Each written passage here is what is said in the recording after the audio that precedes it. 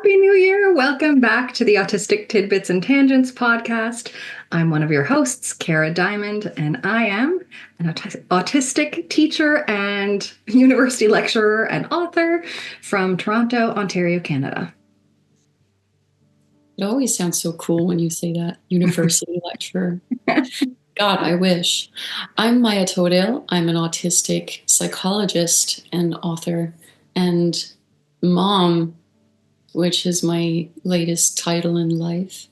I wish I was cooler, but no, I'm surrounded by geniuses. So that's me. I'm from Denmark, little speck in Europe. Bruce. Hi, I'm Bruce. Hi. Sorry, I have like zero energy this morning. Oh, that's fine. I'm ill. Hello, everybody. My name's Bruce Petherick. I'm a musician and in a liminal state of not having a day job. My contract was up before Christmas, and I'm supposed to sign the new one this afternoon. And I said to them, like, what legal status do I have? And they went, Nobody knows. Shoulder shrug. Don't do anything. It's fine. Yeah, what did I say? Musician. Day job is working for Autism Canada. I used to be a university professor. I wish I still was. And recently come back from Europe, and boy, do I want to be back there. I believe it. All right. Well, You we didn't also stop have. by to visit me? So yeah, you didn't stop by to visit Maja. Oh, Europe's so Why? close. Europe is so close. Where were you? So Tangent number technically, one. Yeah, Oh, no. Before we've even introduced the guest, but go for it, Bruce. Well, no.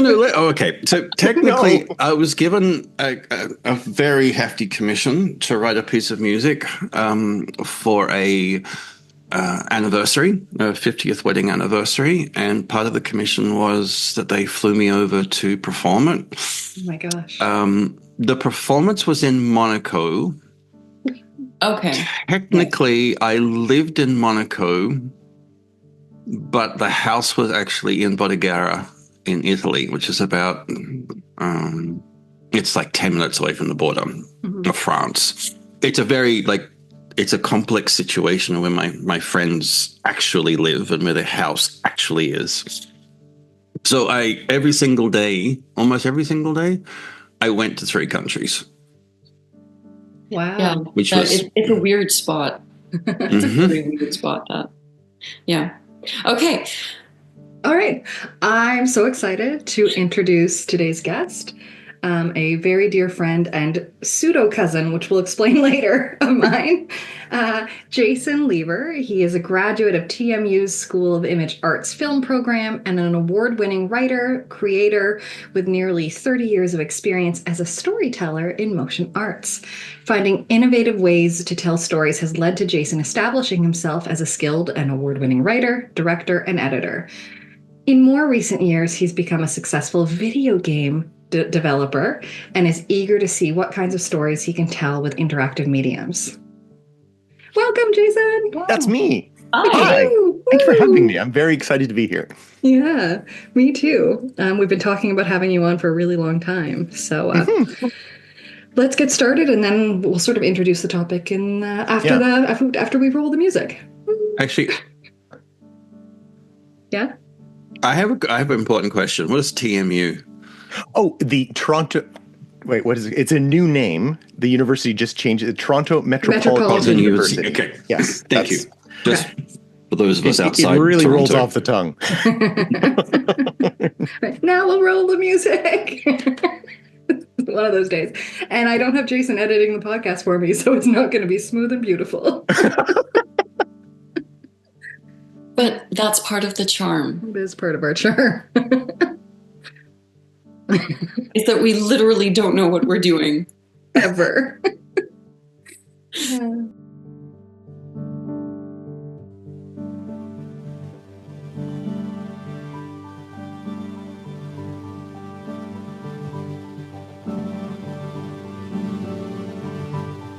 Welcome to Autistic Tidbits and Tangents. Candid conversations between autistic off-hour professionals. With lots of tangents in different accents. Cool.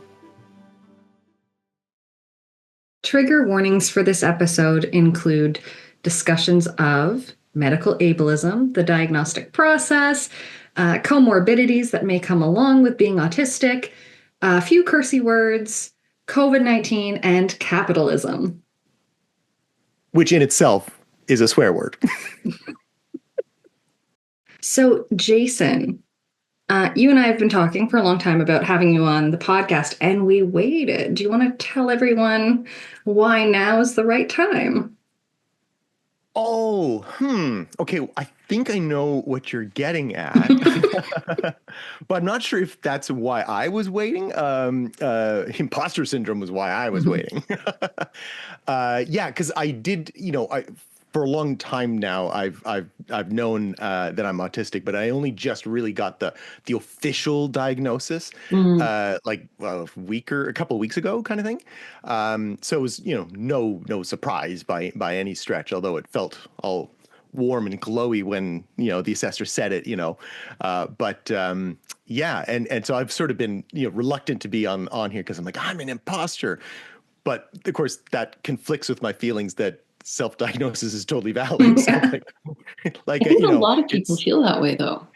Yeah, well, it's kind of one of those things where it's like self-diagnosis is absolutely valid, except for me, is kind of like the feeling. And I've heard enough people say that. In fact, just this morning, a friend of mine from Vancouver texted me and said, "Can you list all the things about me that you think is autistic? Because I have my assessment and I need to tell them things, and I'm afraid that I'm going to fail my test." And I said, item 1, you're afraid that you're going to fail your autism test,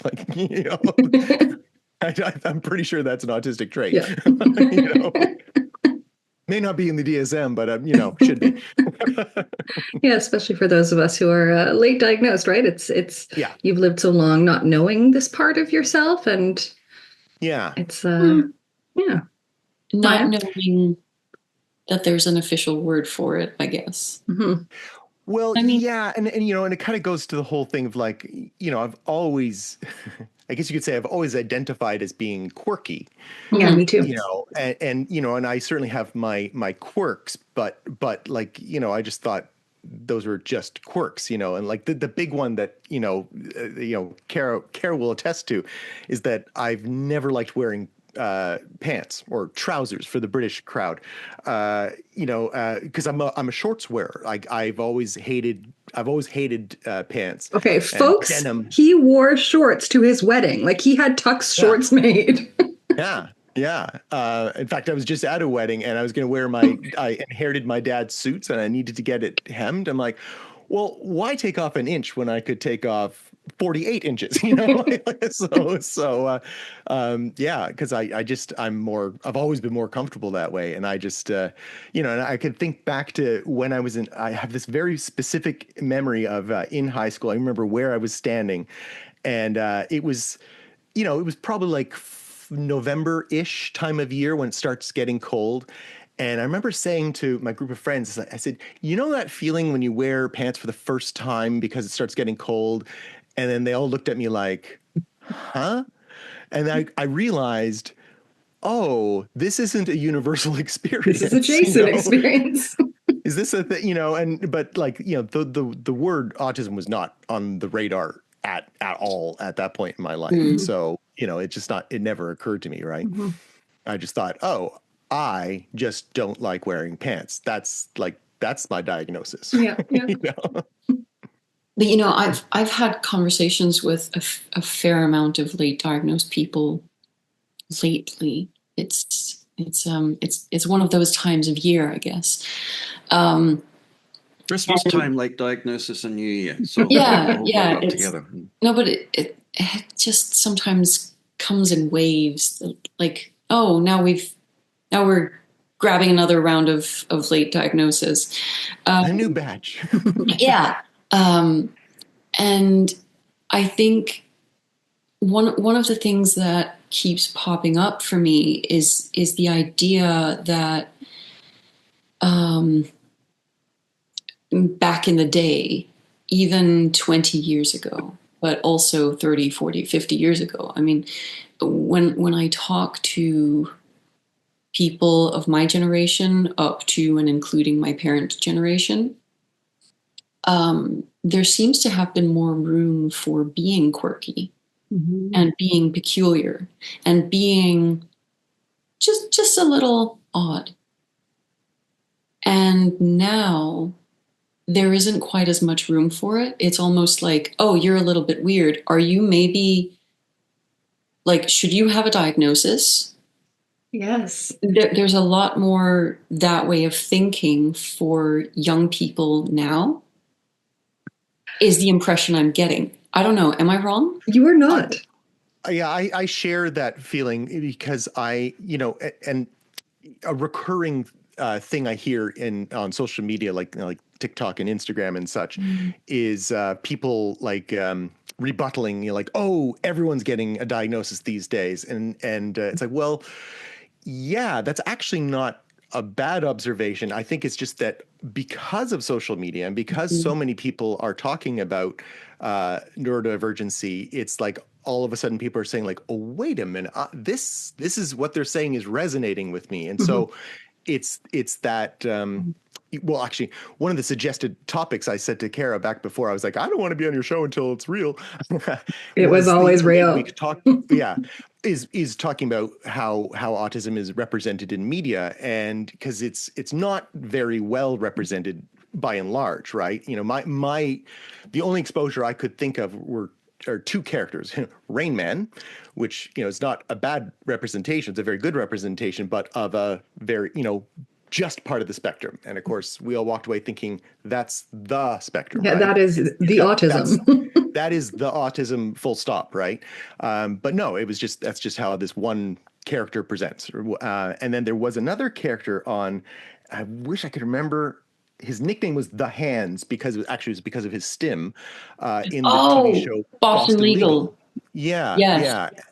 And he was a character that I very much related to, not understanding why, but like there were certain things like his rigid thinking. One of my favorite scenes, was played for comedy, but I could definitely like relate to the character. Was they were in court and the judge sat, he liked to pace, so the judge was not sitting in his chair, he was in front of his bench. And he, you know, in his mind, the lawyer, he's like, but the judge is supposed to be sitting there. Like, that's the way it's supposed to be. And he had a bit of a meltdown, which hurt the case. But like, I just remember thinking like, it wouldn't bother me that the judge is in the wrong place, but I just felt like I get why that would be so irritating to the point of that's the only thing you can think about, you know? So I understood that. And, but, you know, beyond that, the only other, you know, characters that I was relating with weren't autistic characters. They were just, well, either Vulcans or androids. So like autistically coded, basically. Yeah. Because like Mr. Spock was always the character that I liked the most. And, you know, I thought I was going to grow up and be a scientist because Mr. Spock was the science officer. And I still have a passion for science, but, you know, I went the arts route. And then, you know, later on it was Data. And you know, the number of times I related to this character who was always just trying to fit in, you know, again, I'm not pinging why of relating to these characters, but I absolutely was, right? Yeah. Side note, the character that you're referencing on Boston Legal, the name is Jerry Espenson. Jerry Espenson, that's right. But hang on, he was OCD.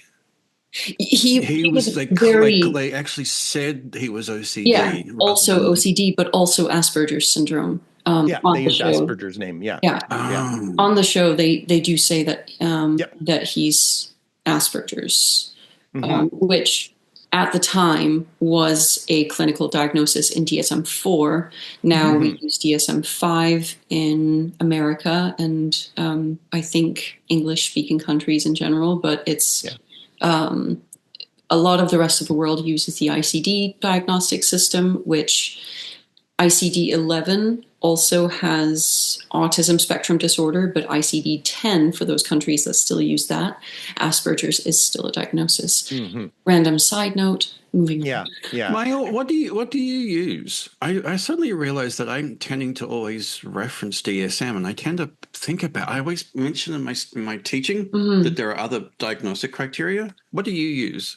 So we are still on ICD-10 because the translation of ICD-11 has not been verified yet. So ICD is a very, very large system because it's not just psychiatric diagnoses. So ICD is the International Classification of Diseases. So it is all Everything. diseases. Oh, wow. Yeah. So So the misnomer, isn't it?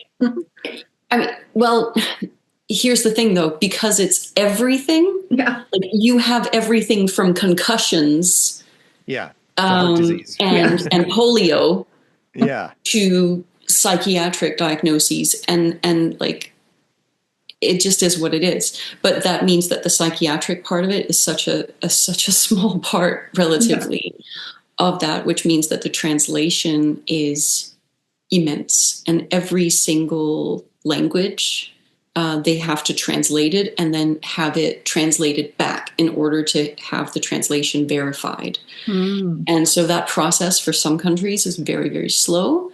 And Denmark is one of those countries. So we still haven't made the change. And we still actually diagnose infantile autism, Asperger's syndrome, and generalized developmental disorder. Non-specific. Yeah. So yeah, we still have the old diagnoses here for a time.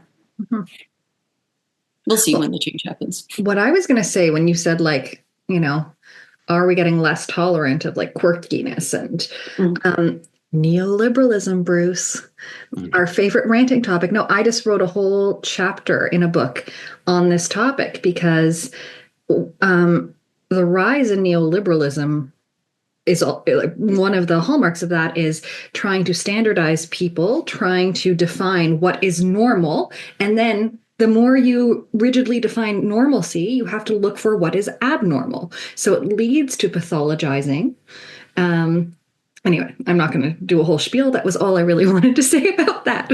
Actually, I'm glad you brought that up because I am somewhat concerned, minorly concerned, about the disappearance of quirkiness as a trait that's not neurodivergent. And it's like I'm having conversations, not in waves, actually more constant, about people saying, "Oh, I think I'm on the spectrum." It's like, okay, and instantly I'm coding. It's like, "Nah, you're not because this, and this," and it's almost always because, well, I'm always been quirky, and it's like, there's a joy in quirkiness that doesn't make you necessarily neurodivergent. And I would hate to lose that. I would hate to lose that. And I think, though, that certainly strengthened the imposter syndrome in me because I recognize that quirkiness is there, like, and yeah, to diagnose it's like, is that going to take away from what is me, and then of course a lot of the the internal turmoil has been like, okay, well, if I'm such a high masking individual, like how much of the mask is me and how much of it isn't, and so there's that kind of that conversation that's often in my head. People are always telling me it's going to continue for years. In a good way, in a really good way. Well, I think I'm already at the point where it's like I'm on the cusp of not caring, how to label it or define it. But it certainly did give me pause there for a while because I think that, a lot of my mask is being like actively with energy, which is of course exhausting, it leads to burnout, is being nice, you know, and I really make a conscious effort to always be nice and treat everyone I meet as a friend, you know, or they're going to be friend. Like even like this just made thought of this earlier. Like there's this dude that failed at picking my pocket while I was in Europe one time. And I was still nice to him. Like the guy was trying to steal my passport, you know? And I'm like, oh, hey, don't ask me, that's mine. Like I'm being like nice to him. But I recognize like that's because it's a defense mechanism so that I'm not going to, you know, get in trouble or be shunned or whatever. And so, you know, a common phrase that I would hear throughout my life is, my bread and butter is I make corporate videos is what I often do. And, I'm mostly in post-production now, but when I was doing a lot more production and filming, I'd be in offices all the time. Like, you know, my clients were usually like human resources people, right? And so I'd come in, I'd be recording interviews with CEOs and executives, and often I would hear the phrase like, "Oh, you're such a breath of fresh air," and I mean, in part, I was wondering, is it just because I'm wearing shorts? I'm the only person wearing shorts in this corporate setting, but no. But I just thought that was an expression that people used all the time for everyone. And then someone's like, "No, Jason, that's not a thing that people say regularly at a regular basis. Like they're saying that to you," which made me feel nice. And of course, you know, as I'm telling it to you, I'm like, "Am I sounding conceited?" But no, it's just I think it's because I am nice and I make an effort to be nice and I make an effort to be funny too. Like I always like to slide in that laugh for others if I can, because you know it is such a neutralizing. Humor is an excellent mask as well. It very much is. Yeah. And so when I started like learning like what masking is, it's certainly something I'd never heard of before in this context. And so then that was the thing, is like, well, am I just nice because like I'm afraid of society? Like, is this just like my comfort blanket? Am I going to stop being nice? Like, you know, there was some genuine fears there, right? You and I have had this conversation because it's like people pleasing is a huge part of our mask, and I'm the same. Like you and I have very similar coping mechanisms, I guess. It's like our inability to say no, which is why when you invited me onto this podcast, you specified it is okay to say no. Like, I'm not going to say no. What are you talking about? I can't. But like, you know, you go through the part when you're learning to unmask a little where you're like, am I actually a good person? Like my values, I have prided myself sort of on being kind, and the world is not as kind as I am in many instances. And I know you feel the same, Jason. Yeah. And then it's like, wait, have I actually just been manipulating people? You know, like you go through all of these worries. Yeah. And it's certainly I being, you know, Mr. Nice Guy kind of, and you know, unfortunately what goes along with that is my default assumption is that everyone else in the world is just as nice. And so like, you know, when the start of the pandemic, you know, and people were like whining, complaining about wearing a mask, something as trivial as that, and how they just don't want to do that. And like how just people are getting angry over like being forced to be kind, like, because, you know, as we all know, wearing a mask, it's not so much to protect ourselves as it is to protect everyone around us, right, from getting sick. So I'm like, why is being nice to your community like such a hardship? And so it was really, it really shifted my worldview a bit, which of course I love change. That's sarcasm. And so it was very dysregulating for me. Like I was just, you know, the pandemic like just ruined me, you know, emotionally, because I realized like, oh, is this what people are like? Are they all like that pickpocket guy? Yeah. You know, like, but when it comes to the sort of issue or discussion of masking during the pandemic and even now, I also feel like I have to bring up the fact that it really splits the autistic community as well. Because wearing a mask has a huge sensory component. Oh, yeah. That is very uncomfortable for a lot of people, but also it triggers that, as you kind of mentioned, this is something new, this is something different, change. I don't like it. On top of that, there's the someone else is telling me what to do with my own body, which is a huge trauma for so many of us, because we grow up constantly being told that we're doing everything wrong and that we have to be different and that we have to do this and this and that. And every time we acquiesce to our surroundings, it's the death of a thousand cuts, I guess. And so there were a lot of components, a lot of factors in that situation that made a lot of autistic people be on the side of, I don't want a mask, you can't make me wear one. And then a lot of autistic people were on the other side being like, yeah, that's the rule now. We're going to do that. Great. Okay. I hadn't considered that. That you just really opened my eyes there. Cause that makes total sense what you just said. Yeah. Wow. Sorry, psychology. No, don't be.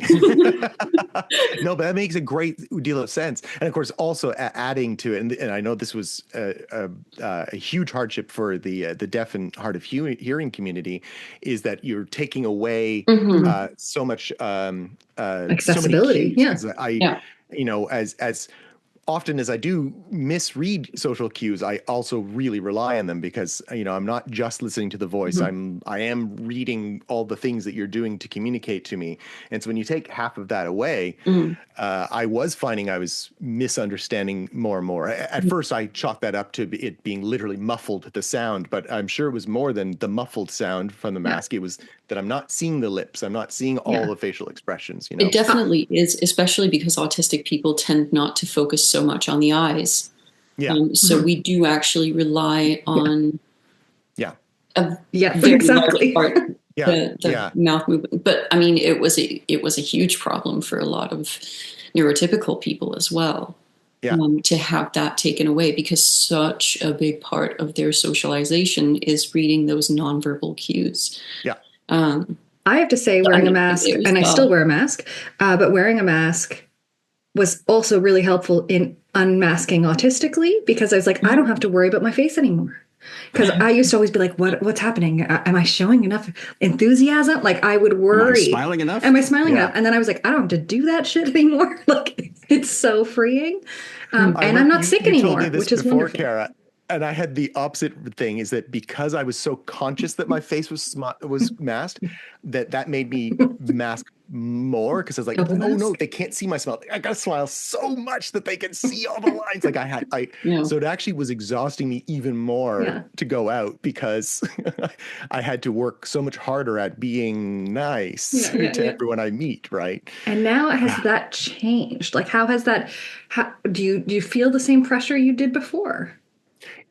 So yes, in not always, like around friends, I've definitely acknowledged that I'm worrying less and thinking about it less. But like, I'm thinking of like at the grocery store, which is, I don't leave the house much these days, but I go grocery shopping on a regular basis.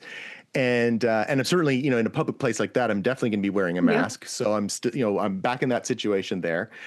And, like when I speak with a cashier, it's like, okay, get ready for small talk. Okay, get ready. I kind of amp myself up, and I'm like, Jason, you don't have to. Okay, you don't need to. And then I do because I can't not, and, on the flip side, like as I'm now packing all my groceries and I'm seeing the interaction of the next customer, and like, like they're like on their phone, or they're like texting, or they're talking to someone else. And it's just like, dude, you're being so rude to the cashier. Like, they're a person too. Like, why aren't you being like, and it really like bothers me seeing this lack of nice that's happening. And it kind of makes me feel like, do I have to try harder? Maybe my niceness can be infectious. And so I do find, grocery shopping exhausts me, perhaps more now than ever, because of the internal debate of like, do I need to be this way, or don't I? All that. Why don't you use self-checkouts?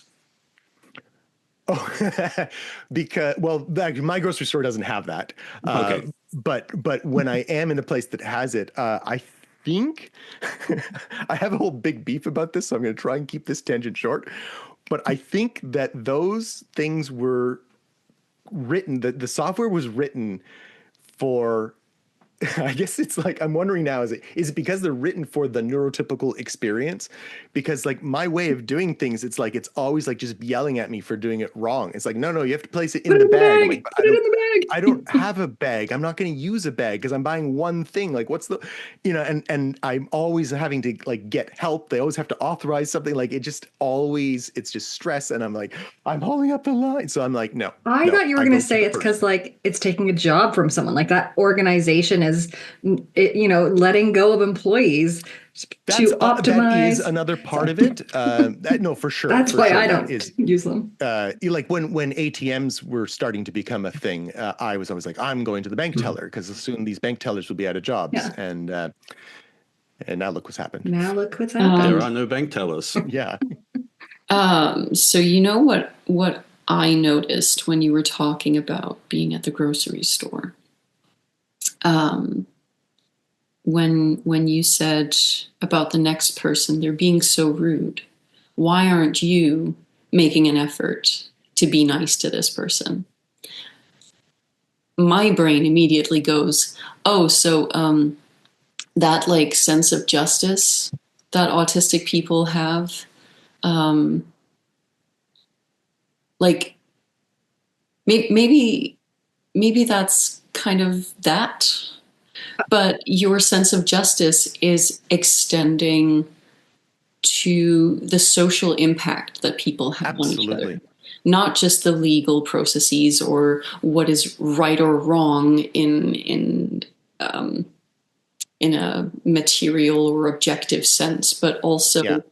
the human empathetic sense of what is right and wrong. How do we treat each other? But that's yeah. That No, that is exactly where that's coming from. I'm sure of it. Yes. Let's not forget we're also Canadian, the We three are. of us.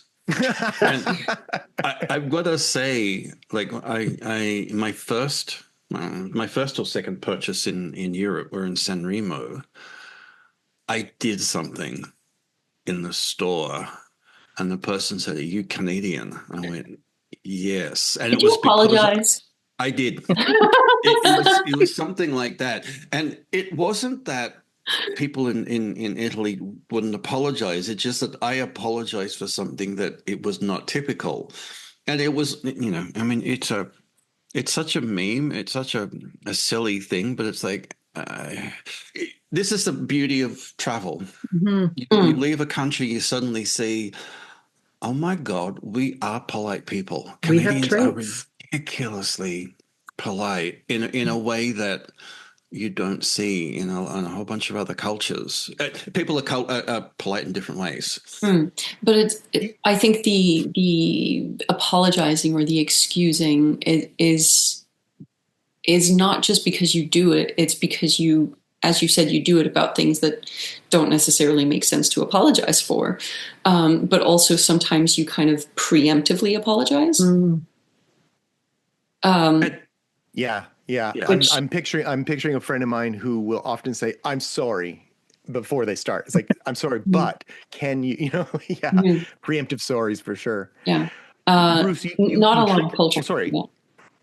No, go ahead. You just got me thinking about travel, and one of the things that so I haven't traveled in eons, but I'm very passionate about travel and I love travel. And one of the reasons I like traveling so much is not just that I get to learn about the places I go, but I find that whilst I'm abroad, I do start realizing like what it is to be Canadian and what it is to be from this place. And I'm always looking back to like, I find I learn so much about my home when I'm abroad. Mm. It's in part because I take on this role of ambassador, and so it's like, oh, I need to share with everyone, what I know, and it's like, oh, wait, do I actually understand, House of Parliament, and like sometimes it gets into very technical things, right? But the other thing that I was always aware of when I traveled, and I've tried to put this in my writing, is that when you're abroad, you tend to unmask Mhm. because you're around these people that I'm subconsciously thinking about, probably thinking that I'm around all these people I'm never going to see again. Mm. And so I find that the real Jason, if you will, is more present when I'm abroad. And it feels very, very freeing. And then when I get back home, there's that sadness of being back home. And I sometimes wonder, is it because I'm going back to old habits where like the things that I do to myself to be normal kind of thing. Well, it's also like that reminds me of an article or a chapter written by Dr. Alyssa Hillary Zisk, who was on this podcast a season or two ago. And she wrote about cross-cultural communication and her experience in China as an engineering student, and how they were like people who were from there were so much more forgiving of any social gaffes because they assume that they will exist because you're from a different culture. Yes. Whereas within her own culture, people are less understanding of those social gaffes, right? Yeah, which would be true for some countries. I think if you're traveling in Europe as a white person, that won't be true. But if you go to Asia, I don't know. I feel like if it's a country, no, I think even. No, I would say, yeah, even when I'm in another English speaking country, really,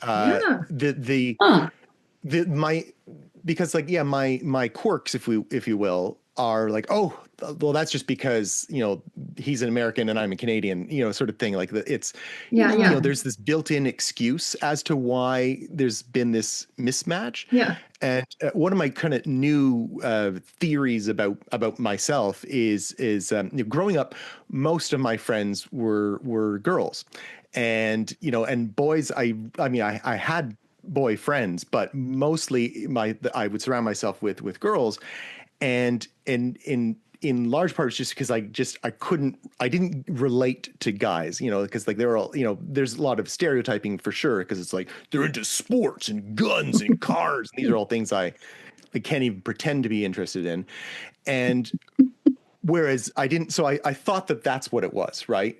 But now I'm starting to realize, like, no, it's probably because the neurotypes are different. And so I'm not relating to guys that way, but I'm also not relating to girls in that way.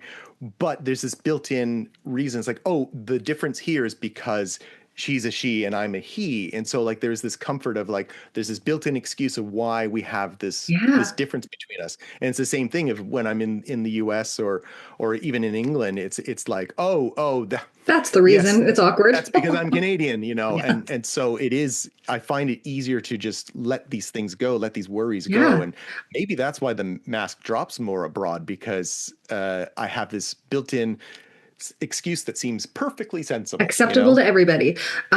Quick tangent related to that.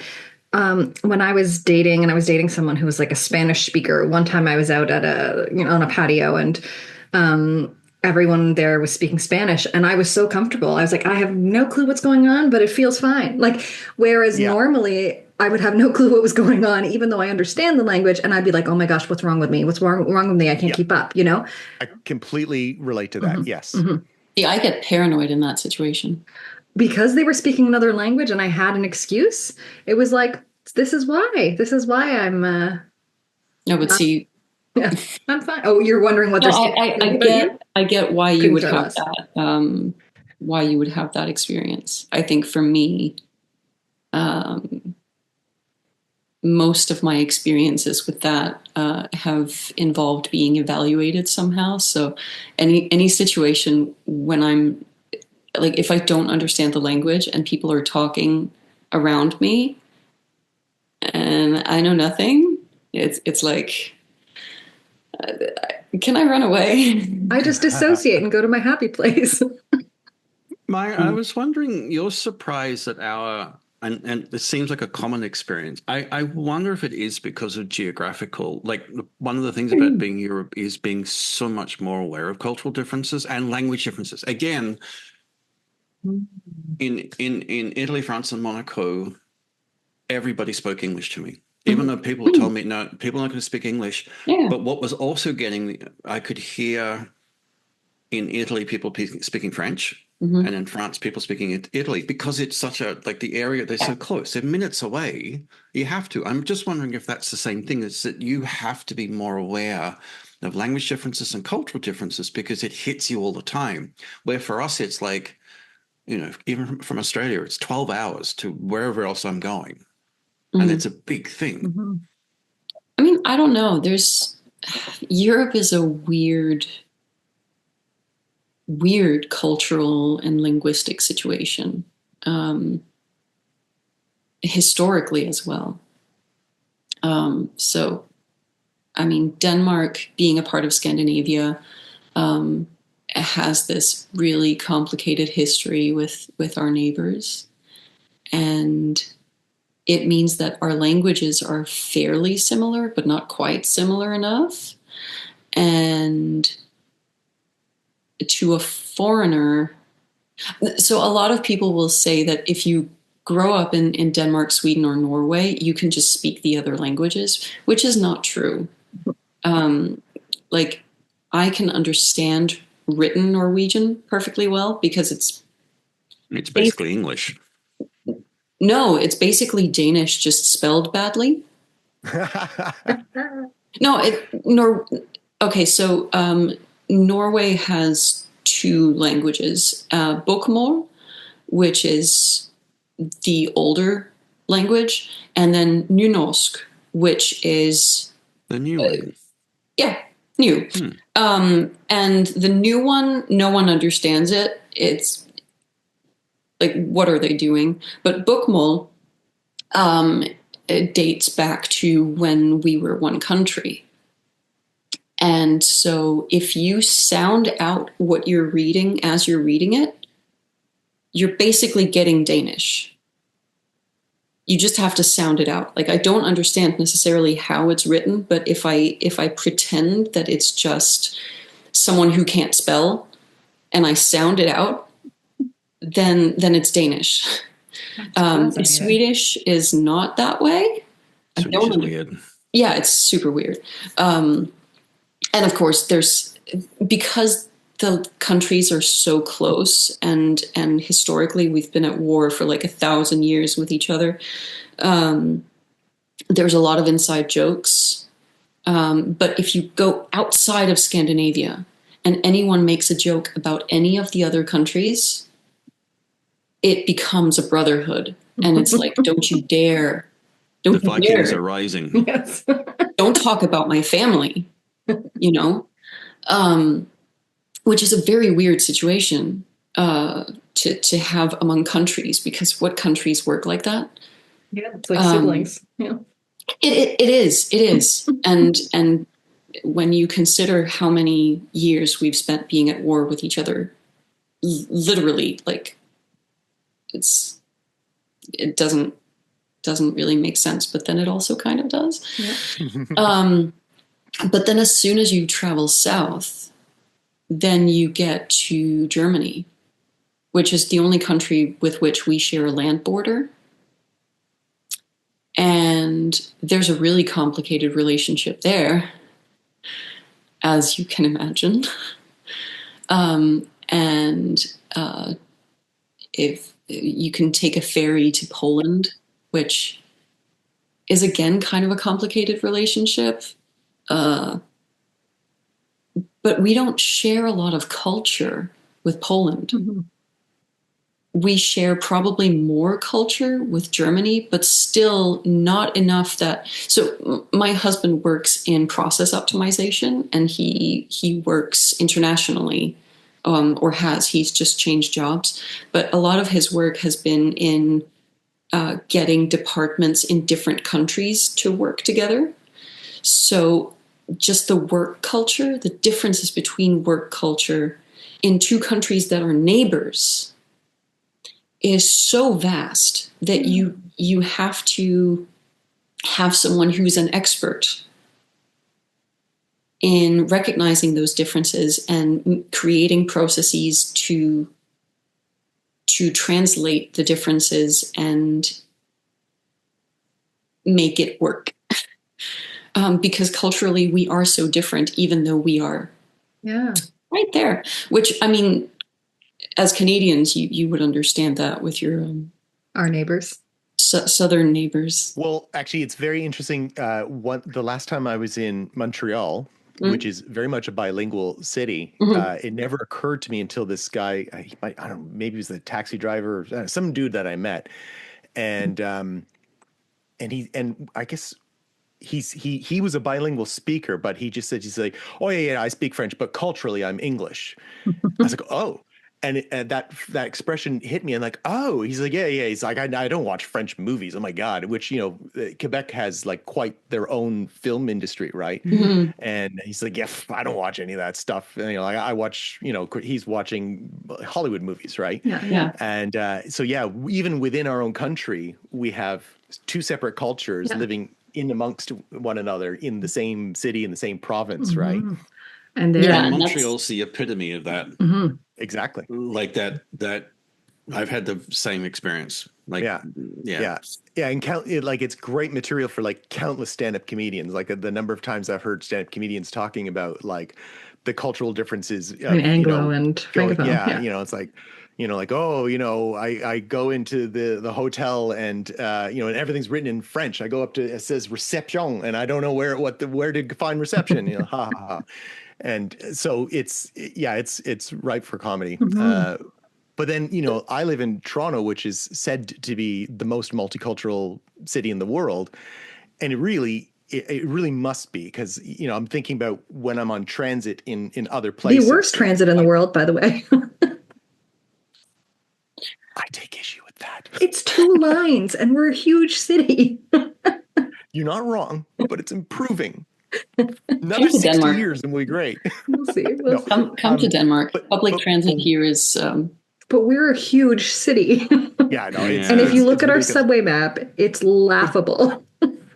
Don't get me started, because I'm trained autism, so Goes first. I love transit so much, it's ridiculous. But while I am riding, when I do travel abroad, that's actually one of the things I do right away. Is like I look forward to experiencing transit in other places, because Toronto's has a lot to be desired. I wouldn't say it's terrible, but it has a lot to be desired. And but when I am sitting on, like when I'm sitting on the tube in London, everyone's speaking English. And when I was in Nice, not Nice, in Bilbao, it was mostly Spanish that I'm speaking. But when I'm on the subway in Toronto, I'll hear 8 different languages. Right. Every ride, for sure, like a dozens of languages. And that I like that. I think it's cool. I wanted to ask you, getting back to our topic. That. We have a topic? We do. It's very loosely going to be weaved through this episode. So during your process of investigating whether or not you were autistic, you experienced a lot of like medical ableism. Do you want to share some of those experiences? Sure. Yeah. And okay, so where do we go? Where do I start this nonlinear story? Start at the beginning. No. Well, in some ways, the very beginning of my autism journey would be when my sister was just starting university, and she was like taking like Psych 101 or something like that. And so she started learning a lot about the brain there. And then one day, I don't know, like I don't remember the circumstance, but I remember her being very derogatory, like, "Oh, Jason, you're so autistic." And it didn't offend me. Like, you're just like, huh. And that sat with me for a long time. And then, but again, like my knowledge of autism was Rain Man. It's like, well, no, I can't count toothpicks when they fall on the floor, right? Like, so that it didn't track, and yet for some reason something resonated there. Fast forward many years later, just that was in the back of my head, and still not knowing enough about autism, I started wondering about it again, because I think I started identifying that I was missing social cues far too often. And, that was kind of like the only thing I really knew about autism, was missing social cues. And so I brought it up with my therapist at the time. And I should preface by saying she's someone who has like a lot of letters after her name, like she's like super educated. And anyway, so I had made a web series way back when called Out with Dad. I produced the first or second season, or both. Yeah. And Kara was there. She's literally in it, in the background a few times. Like 7 times, and usually it's obscured, so you don't know it's me. Extra. And but anyway, so my therapist, anyway, unbeknownst to me, she had watched my show, which was very exciting and flattering, you know. And so anyway, one day in session, I brought up this idea, like, you know, like sometimes I wonder, like, you know, because I keep, you know, so many of my problems, if you will, are me missing what people are saying to me. And I said, so I wonder if I'm autistic. And then she said with absolute confidence, like, oh, no, there is no way the person that wrote Out with Dad could possibly be autistic. And I was like, oh. She's like, no, it's way too empathetic. I'm like, oh, okay. And so I took her at her word because she has a lot of letters. And we're literal. And she's the professional. So I'm like, okay, I'm obviously wrong. And I've always been okay with being wrong. I'm not the type that gets my back up about, you know, like trying to prove my point. But like, oh, okay, well, obviously she knows. So that was that. And, you know, it was maybe, you know, another 10 years after that before I started thinking, you know, it coming back to me again, like just little like, you know, there are, you know, these quirks about me, you know. And that enrages me because, I mean, I've known you for so long, and I knew you were autistic before I knew I was autistic. Like, I was like, Jason, shorts, he uses British slang, he's not British. Like, there were just so many things. And having, as your friend, like, I've witnessed some of the miscommunications that have happened. And I like, I clocked it. It just made so much sense to me. And I think you even asked me at one point, and I said, yeah, but you know, you're doing really well. Like, you probably don't need a diagnosis. Now I feel like I would change that answer because it gives you clarity. And I think, well, and you know more now too. Yeah, right? I would know so much more now. And also, like, I hate that we only diagnose people once they are traumatized, right? Or once they are really, really struggling. Like, we miss even more of what we can be, what we can look like. Anyway, that's a whole other thing. But I hate that it took so long. I miss, Bruce? hang on, sorry. I miss social cues. I miss social cues all the time. But boy, did I get a social cue from the person down here. When you said that the therapist said no way, your face just went. Oh yeah. Oh, Maya's face. Oh yeah, it was great. Maya's face. Sorry, I'm pointing down because that's where she is. That's where she is. Yeah. No, So and you know, it really did shut down my thinking, and so, you know, so I you know, for me, I've been kind of looking at it as more like this is my not so much my autism journey, but I'll actually put on the umbrella of my mental health journey, right? So, like, you know, I'm definitely, actually, I'll even rewind a little bit more. I was the sort of person that, you know, in my younger years that thought that, you know, people who have depression are just people that aren't trying hard enough to be happy. I was very confident in that belief, right? And I think it's in part because I sort of walked that talk where I would, you know, when I was sad or unhappy about things, I would just put on a happy face, and eventually that will become real, you know. And I remember in my university years, I was a conscious decision that I did this, but when people would say like, "Hey, how you doing?" I would always answer excellent. And it didn't matter how I felt. I would always say excellent.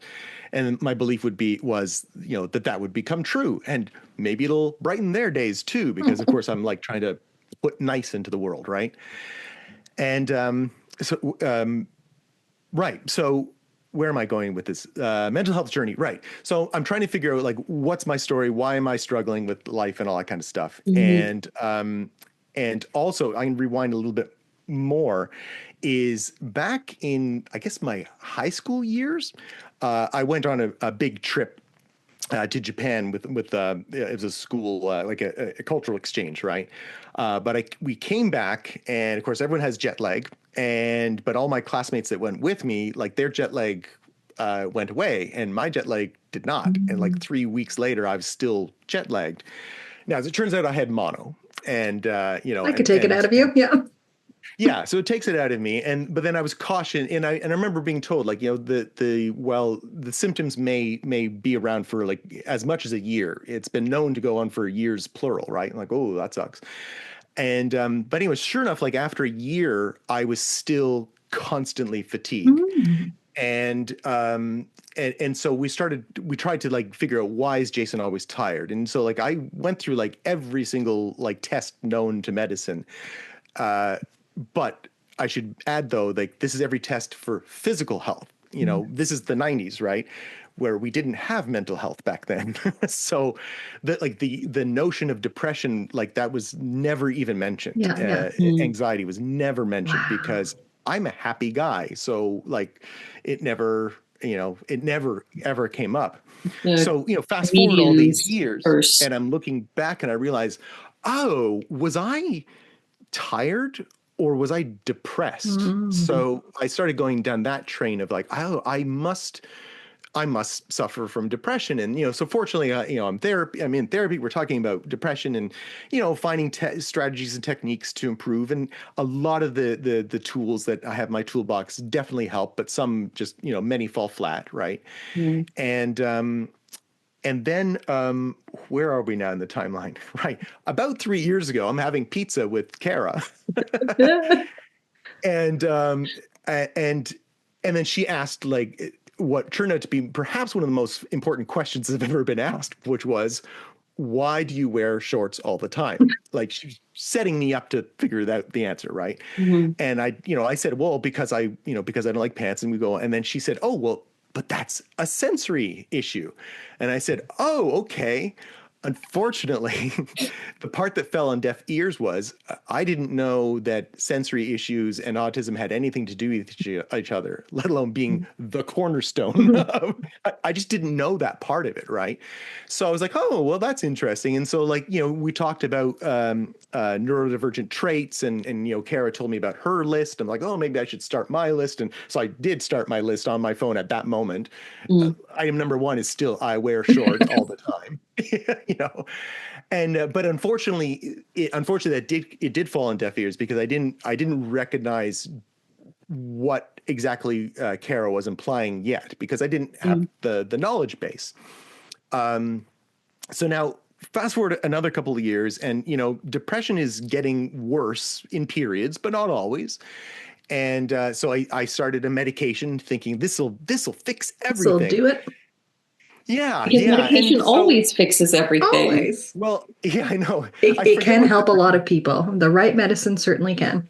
Well, that's just it. And actually I was very optimistic about it. And even though I was cautioned, like it can take many moons before you have any effects from it. But after about half a year, I was thinking like, holy cow, this is doing it. Like I haven't really had a terrible episode in a while.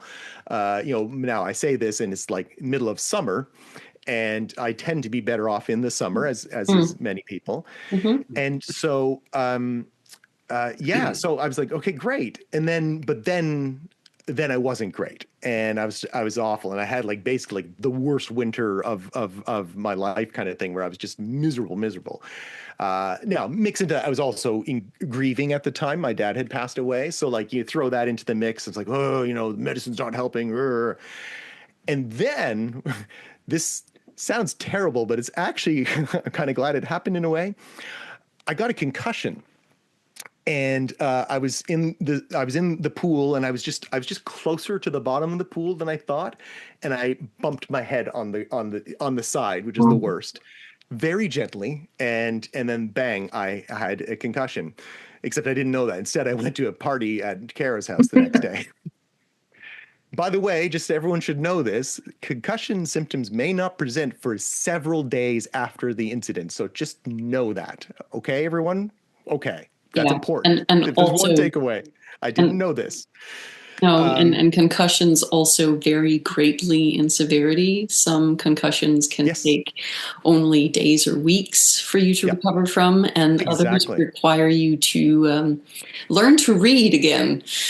So, Yeah, it was. Yeah. Yeah. Actually, I think. Yeah, Oh, I'm aware. Yeah, some people I it's have a been 10 friend years. who has a PhD in Chinese, and in the middle of her university studies, she got a concussion that was so bad that she had to like relearn to read. And yeah, Relearn to read in general or Chinese? Good no, question. like in general, it was like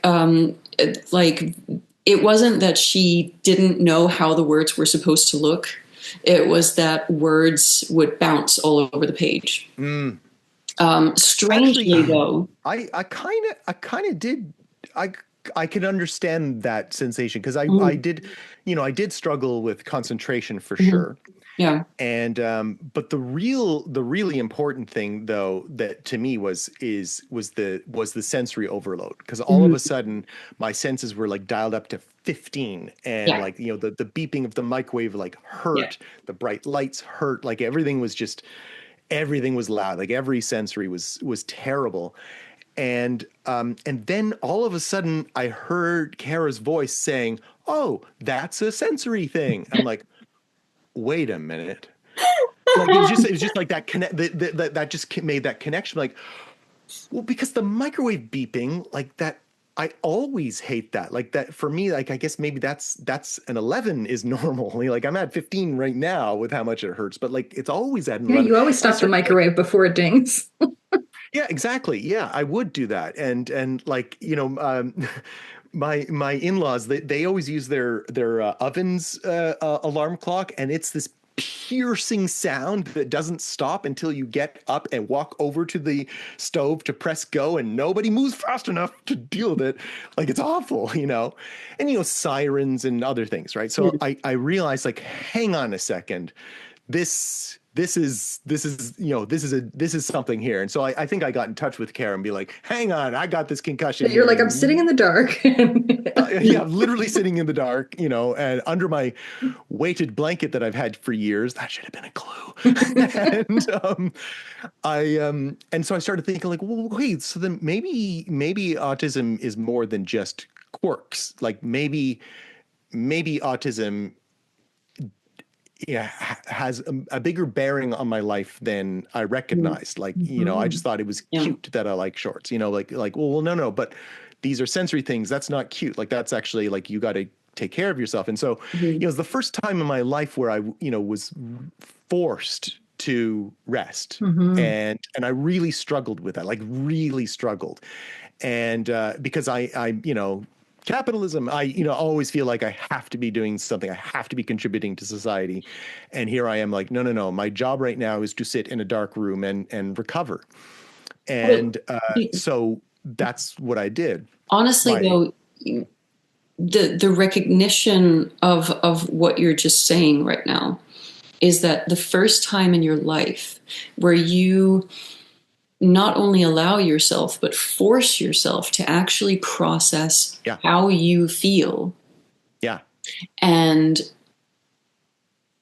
what you are going through, what are your physical reactions to hmm certain situations, what are hmm your emotional reactions to whatever.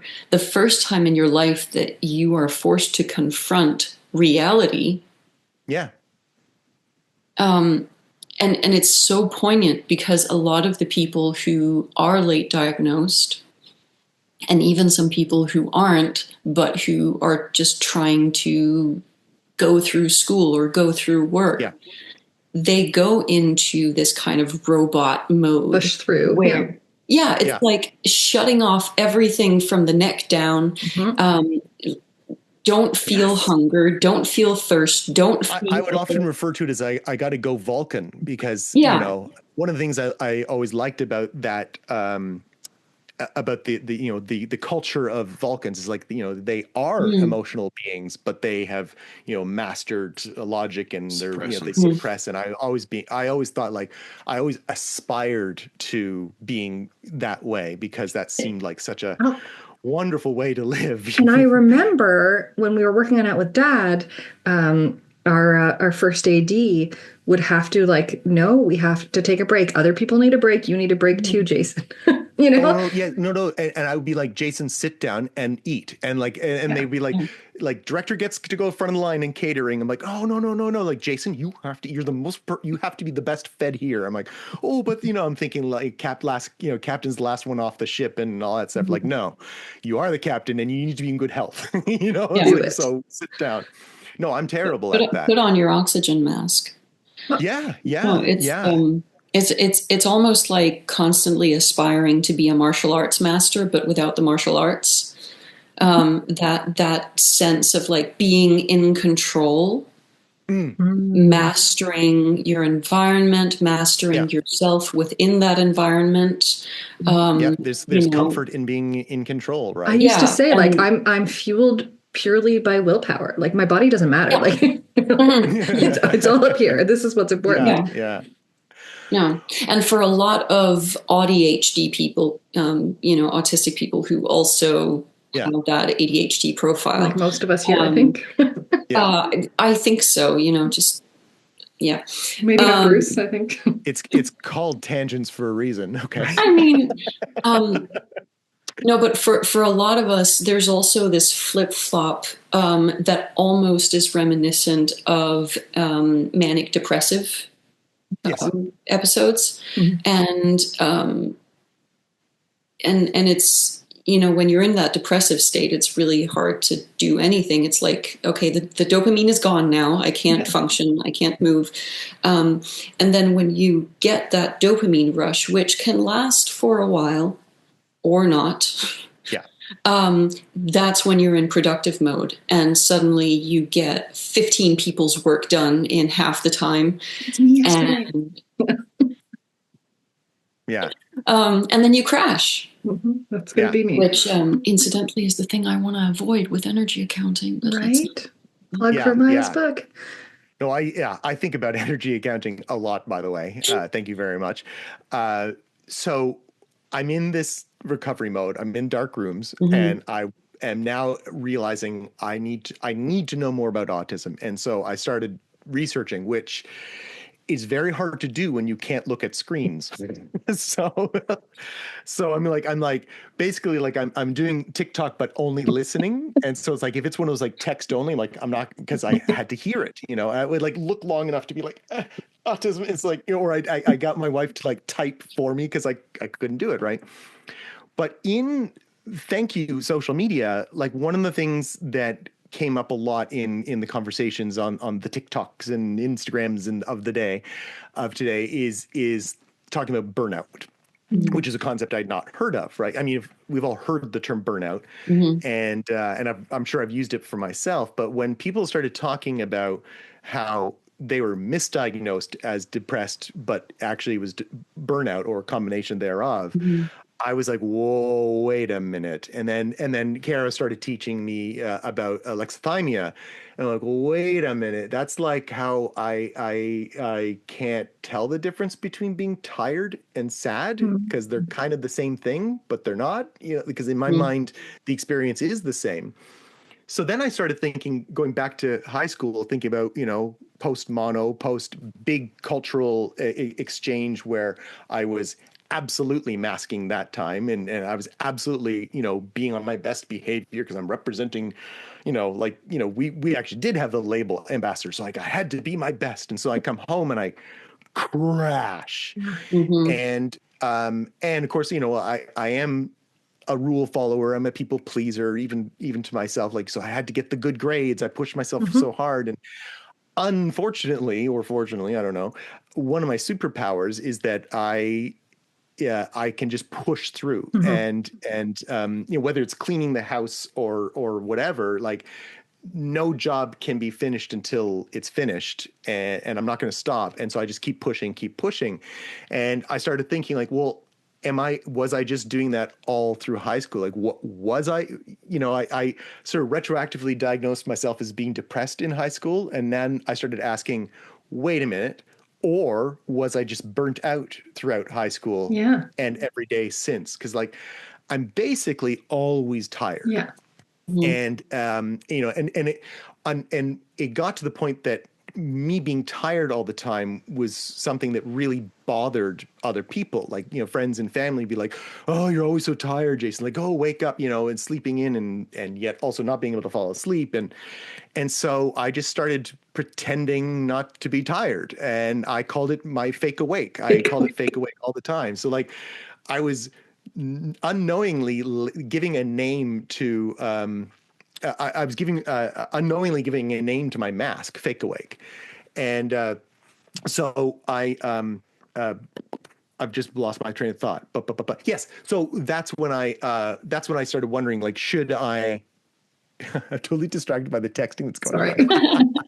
on. I also put lots of notes in the chat. Listeners at home, Bruce is going to go for coffee. He'll be right back.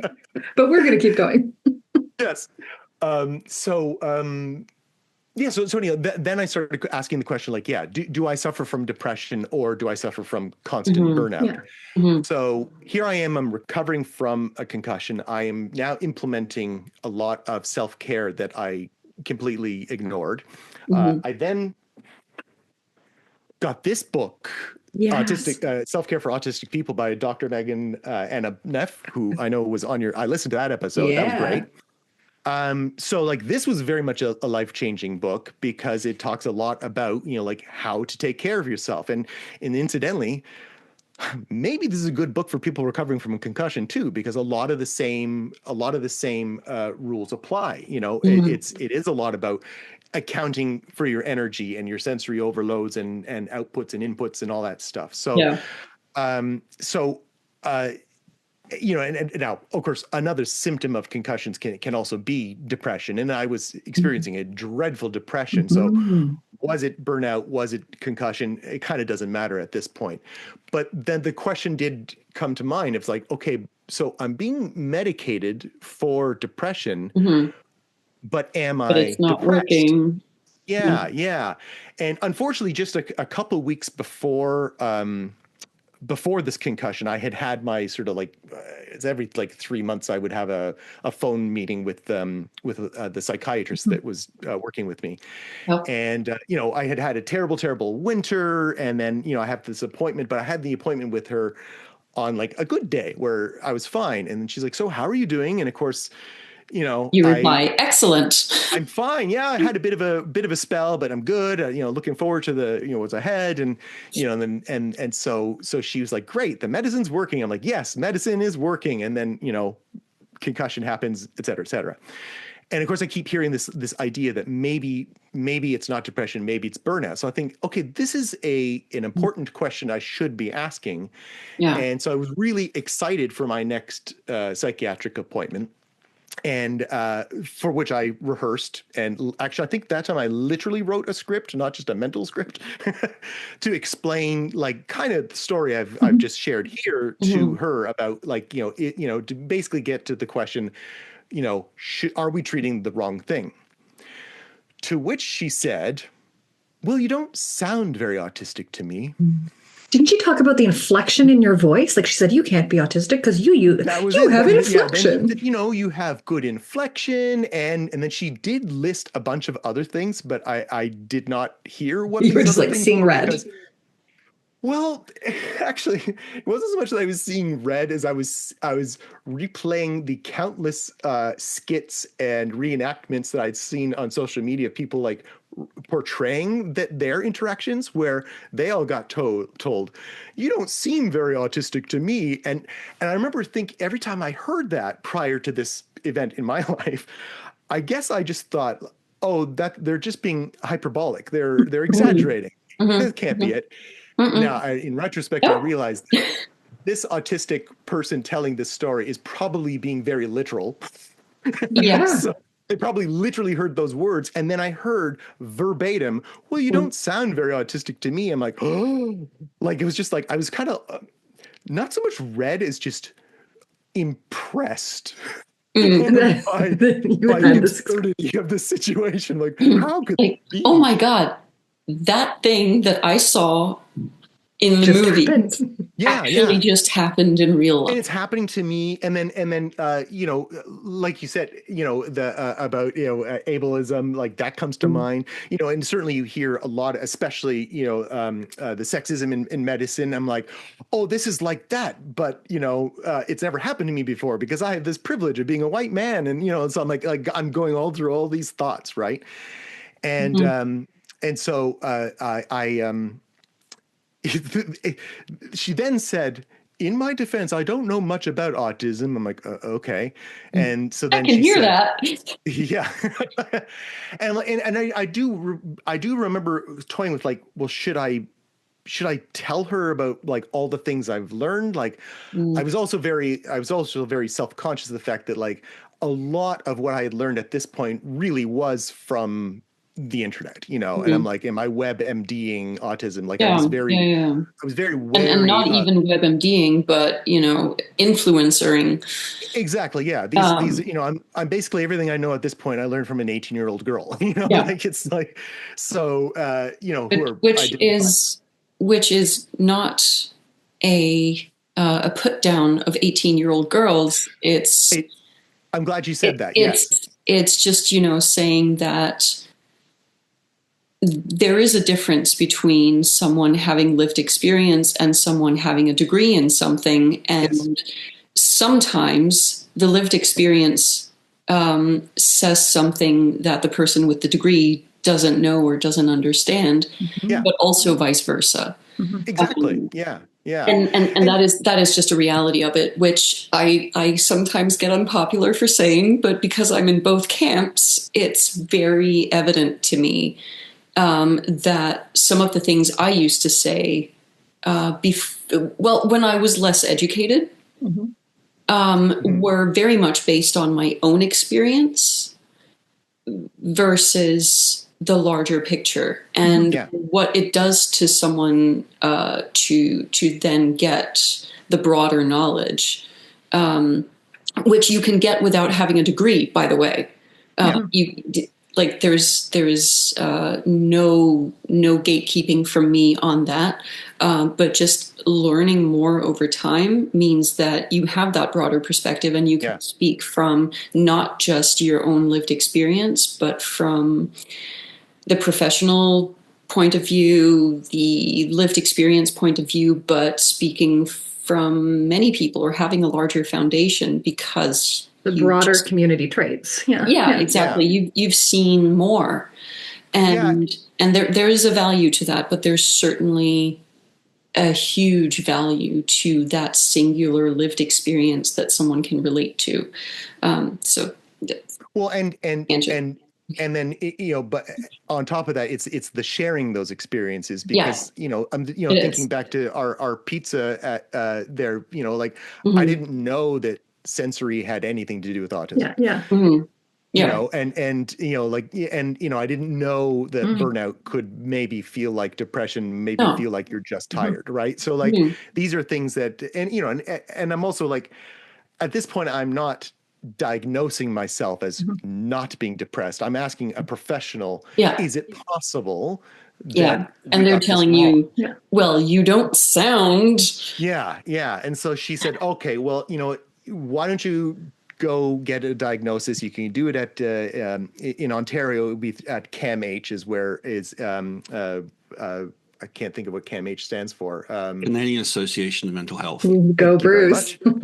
Of which is an 18 to 24 month wait, and in order to do that, you have to get a referral. So she said, go to your GP and get a referral. I'm like, crap, because I'm not a fan of my family doctor. He's been like, it was a several year process of trying to convince him that I should see a psychiatrist. Or the depression, I don't know right? why he's so referral phobic, but he just, you know, and I honest to goodness don't think that he really understands what mental health is. Clearly not. No. But anyway, so finally, like, because I remember, he was just like, well, I can prescribe things for you. I'm like, yeah, but I don't want you to prescribe these things. Like, I want someone who's spent their Mhm. life studying the brain, Yeah. And so My finally I get that. psychiatrist told me I need a referral for this. Yeah. Can Yes. you help me with that? Why Yeah. can't the psychiatrist refer? I don't I understand don't that understand system. either. Like Anyway, and unfortunately I was too chicken to ask that question. Like that Mhm. question was like, well, why can't you? Mhm. Yeah, And why is there's this anyway, other step? Yeah.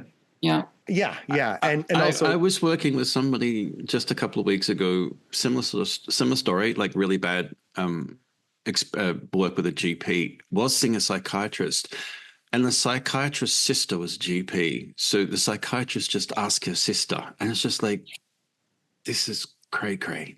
Sorry, I yeah. interrupted. I have my So coffee. I'm better now. good. So I booked an appointment with my GP. I go in, and prior to strangely, I was actually less nervous about talking to my GP because I Mhm. already expected him to be an idiot.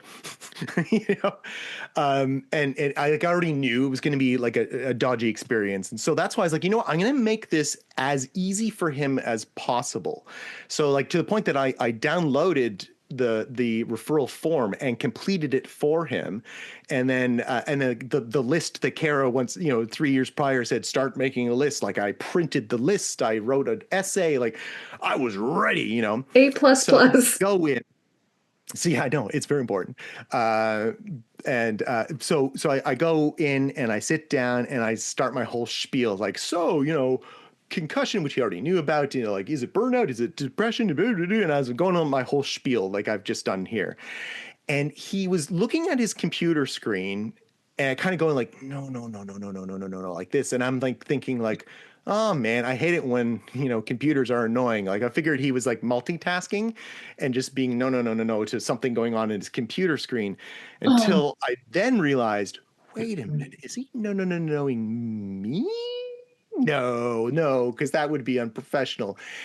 And then he turned and yelled at me. He said, Jason, you're not autistic. You have anxiety. And he started yelling at me for this stupid idea that I might maybe be suffering from burnout, not depression. So I don't remember what exactly happened next because, of course, I'm in a daze. Like, Shock. I'm like, okay, Jason, you just got to explain this to him. And then I just said, this is stupid. And I just ran. Like I ran. I actually almost knocked over an old lady. I was like such in a state. Like I just ran and I came outside and I kind of cursed the world. I cried. It was terrible. I think Kara was my next phone call. Yeah. But it was terrible. Like it was absolutely terrible. And I did report him to the Good. Ontario Well, and he College of left you a message afterwards too. And yeah, just like it was, Yes, that's right. Yeah, he called back. Oh my God. Do you want me to play the message for you? I won't. you played it for me. But like, he called about half an hour later and I chose not to answer it. I let it go to voicemail. And he gave like the most pathetic excuse of an apology because it was one of these like, if by the way, just picture Ned Flanders. Basically, that's what my doctor looks like and sounds like. He's like, well, sorry, for no, he didn't say sorry. He said, I don't know exactly what it was. It was not my intention for you to storm out of my office. I'm like, is this an apology? And then eventually gets to the point where it's like, so if an apology is owed, then but he didn't There actually was no say it. apology. Like he didn't actually like finish that sentence. And I'm like, what the fuck? So anyway, fast forward a couple hours, he actually did call back again at the end of the workday, and he said, "He's like, Jason, I've booked you for an appointment on Saturday. It's yours if you want it. Come in and we'll talk about." And I remember it was almost like he said it with disdain. If you want to talk about this autism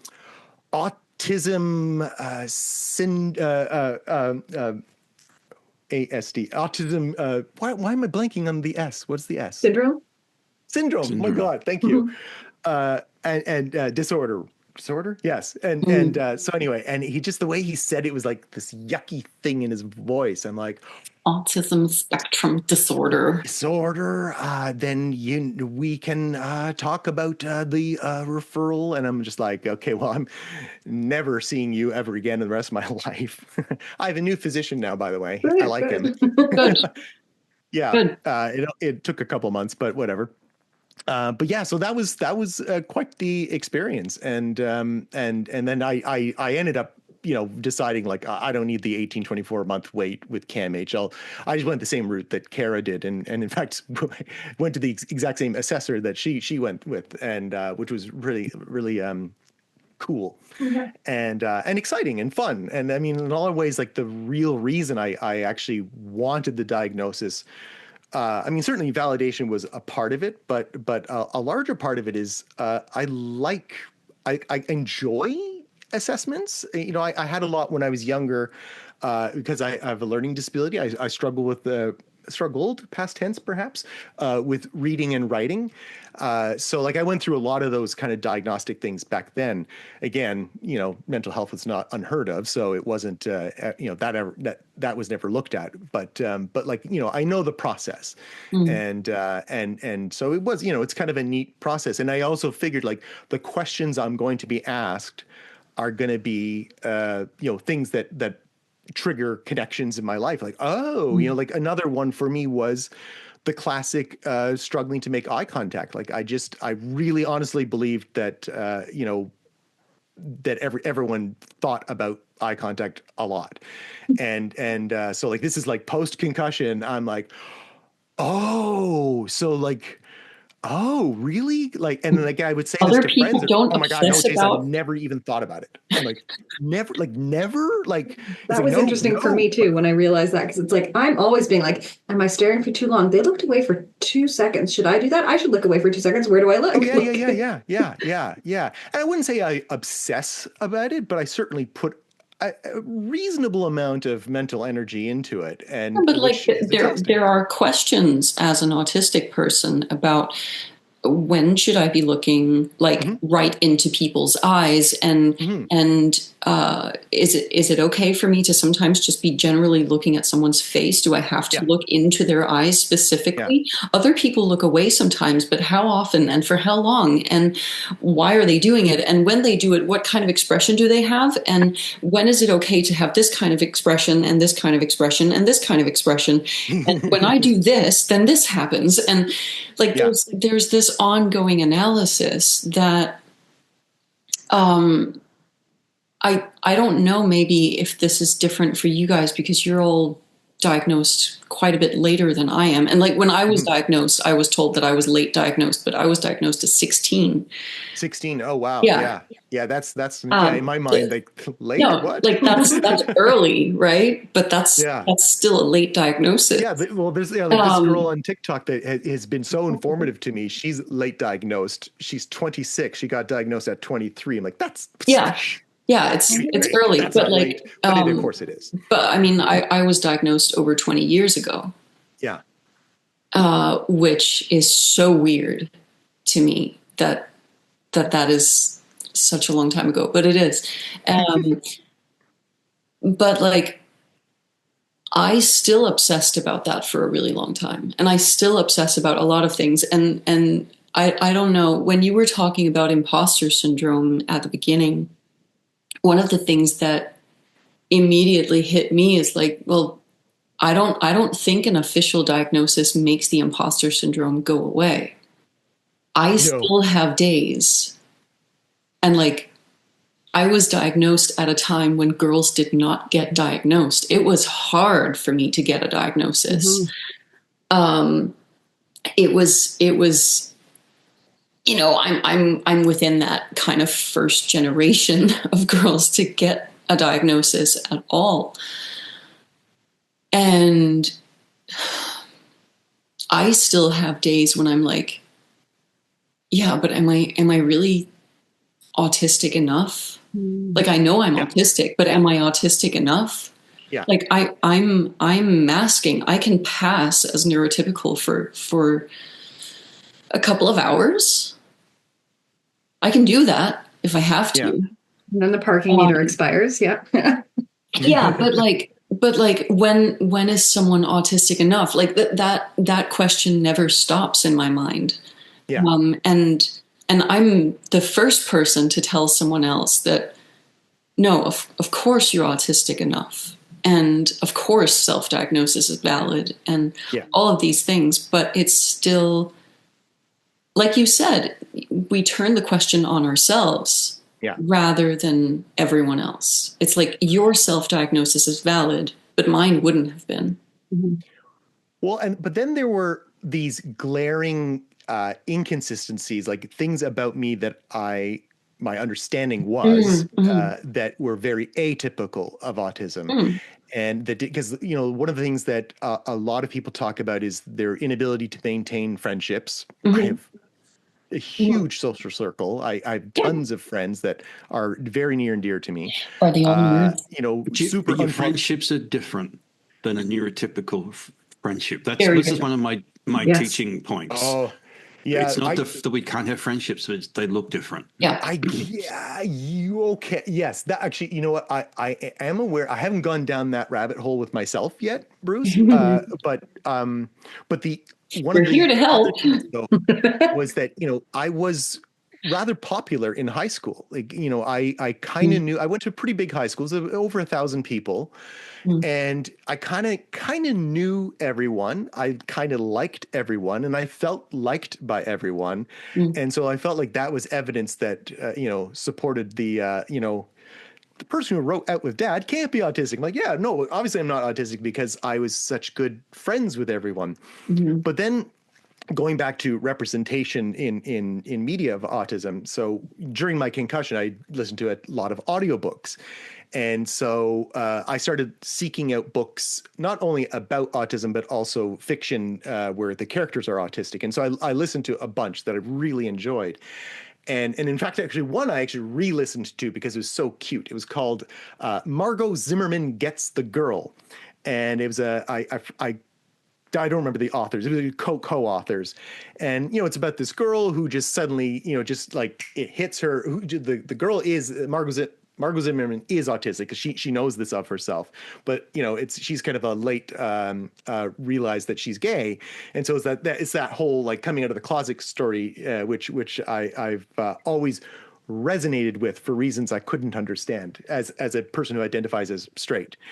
And so I'm listening to this cute story, but one of the things that she says, it's written in first person, is okay.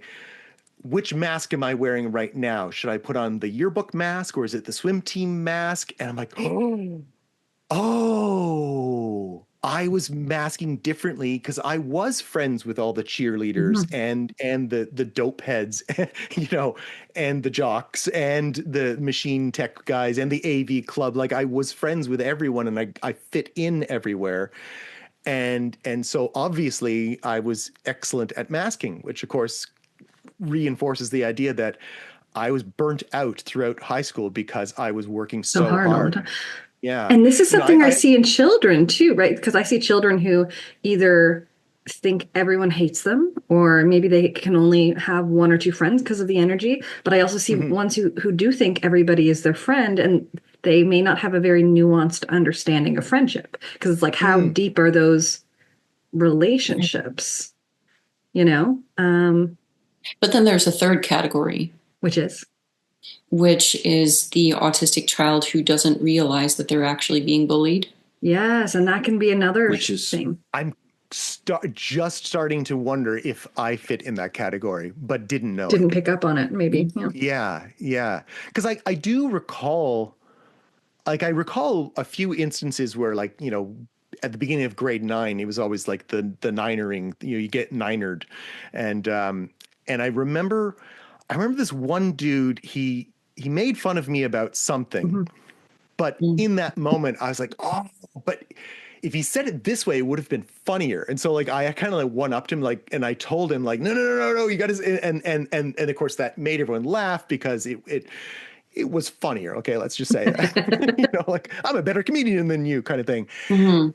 But then I was never bullied again, like because then they No, but did like that's me, the and they thing didn't. that often turns the tide. And I think for okay, random observation, but for people who are ADHD, where the ADHD maybe has a bit more Presentation. strength to it, often have that ability to think a little bit quicker on their feet and come back with something like that. And that sometimes, far from always, but sometimes, if you are the person who is funny, genuinely funny, the bullies will be like, damn, can't bully you because you're going to turn it on me. Yeah. So then they have to find another target. And because it's done publicly, like other people overhear it, the onlookers are going to now think you're cool because they know who the bully is. Yeah. And when you're the person that verbally smacks the bully and doesn't seem to fear what they just did, you're automatically cool. Yeah. And also, like, just can I say, like, I know Jason very, very well. And it's like, well, almost impossible. There are some people who've been mad at you in your lifetime, but it's very hard to be mad at Jason because he's a really enthusiastic and like upbeat, like part of your mask. But I think it's also part of your personality. And you don't take offense to things, right? So you don't like. It's hard to get a rise out of you if someone was insulting. You'd be like, oh, maybe there's truth to that. Like you would be very like, you know, you don't give the reaction. Like the example I gave before, my sister saying, "Oh, you're so autistic." I'm like, that doesn't offend me. You know, like, you go Vulcan. Yeah.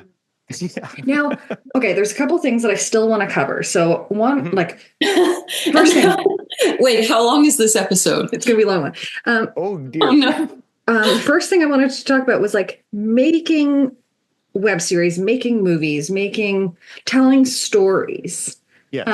And like your first, was it a psychiatrist said? Oh, the cats are fighting. Yeah, therapist. Yeah. Like you told a story. You can't possibly be autistic. What do you think, or how do you think being autistic has informed the storytelling?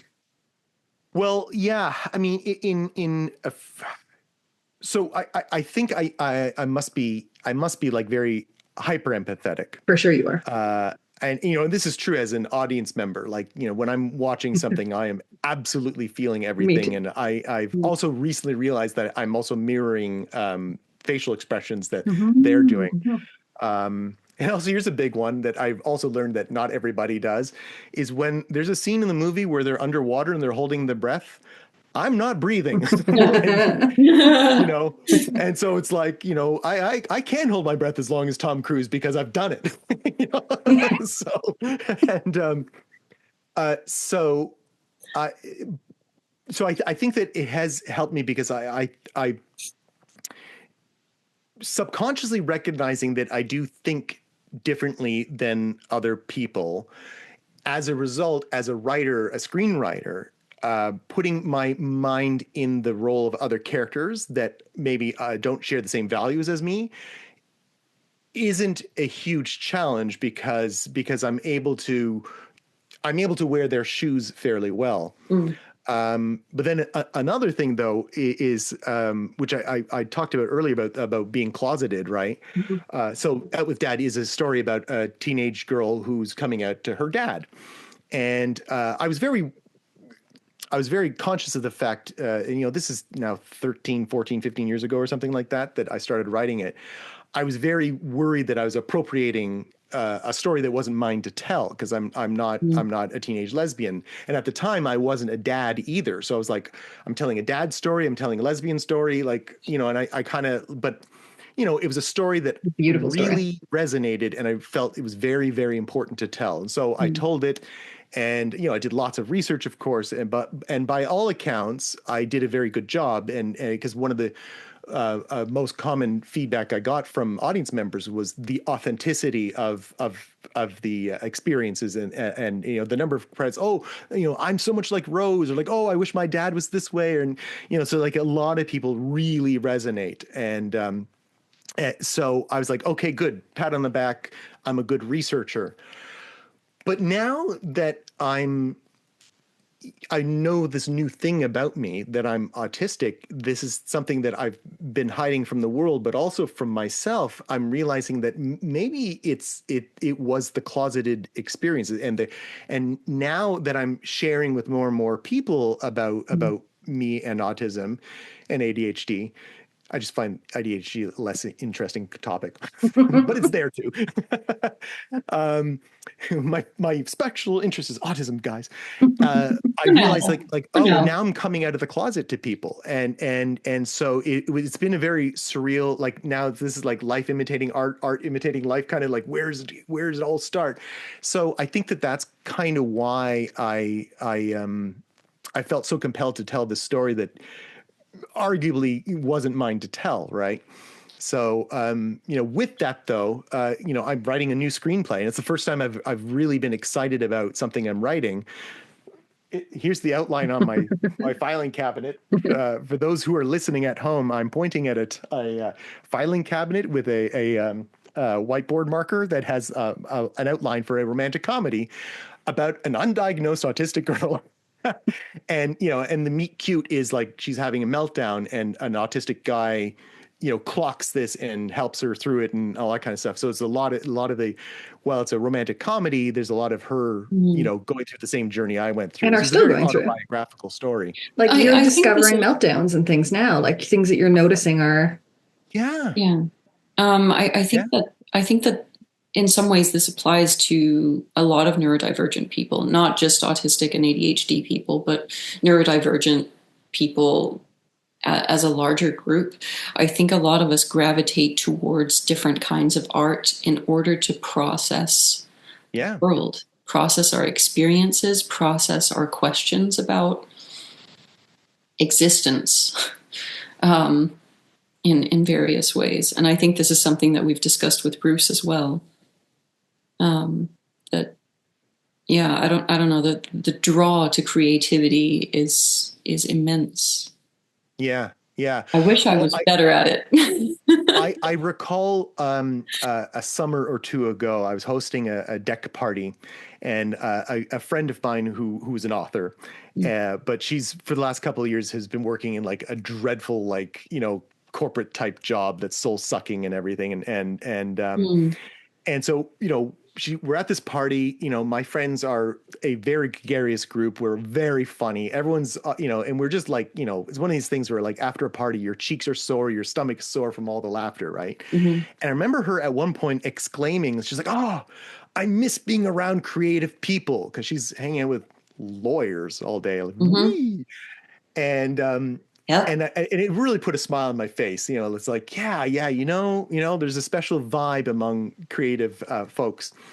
But then, as as I'm writing my screenplay, I contact this friend who's an author, because I've decided that the guy in my story is an author. So I was asking her questions about how publishing works. And so as I'm pitching the story, she said, "Oh, so you're just telling my life story." I'm like, "What?" She's like, "Oh, I just found out I'm autistic." I'm like, "What?" And then it was like you were talking about earlier about waves. Like it was like the next 8 people to talk to are like, "Oh yeah, I just found out that." I'm like, "What?" And that's we find each other. Well, we do find each other, even when we find each other. But it's more than that. I think it's also that because we are only now starting to educate professionals to the fact that we exist in other spheres than maths and engineering. Yes. Yeah, that's a good point. We are so much a part of the creative professions, and not just on the, lights and sound side, but also on the creation side and the performing side. You know, performing big way, right?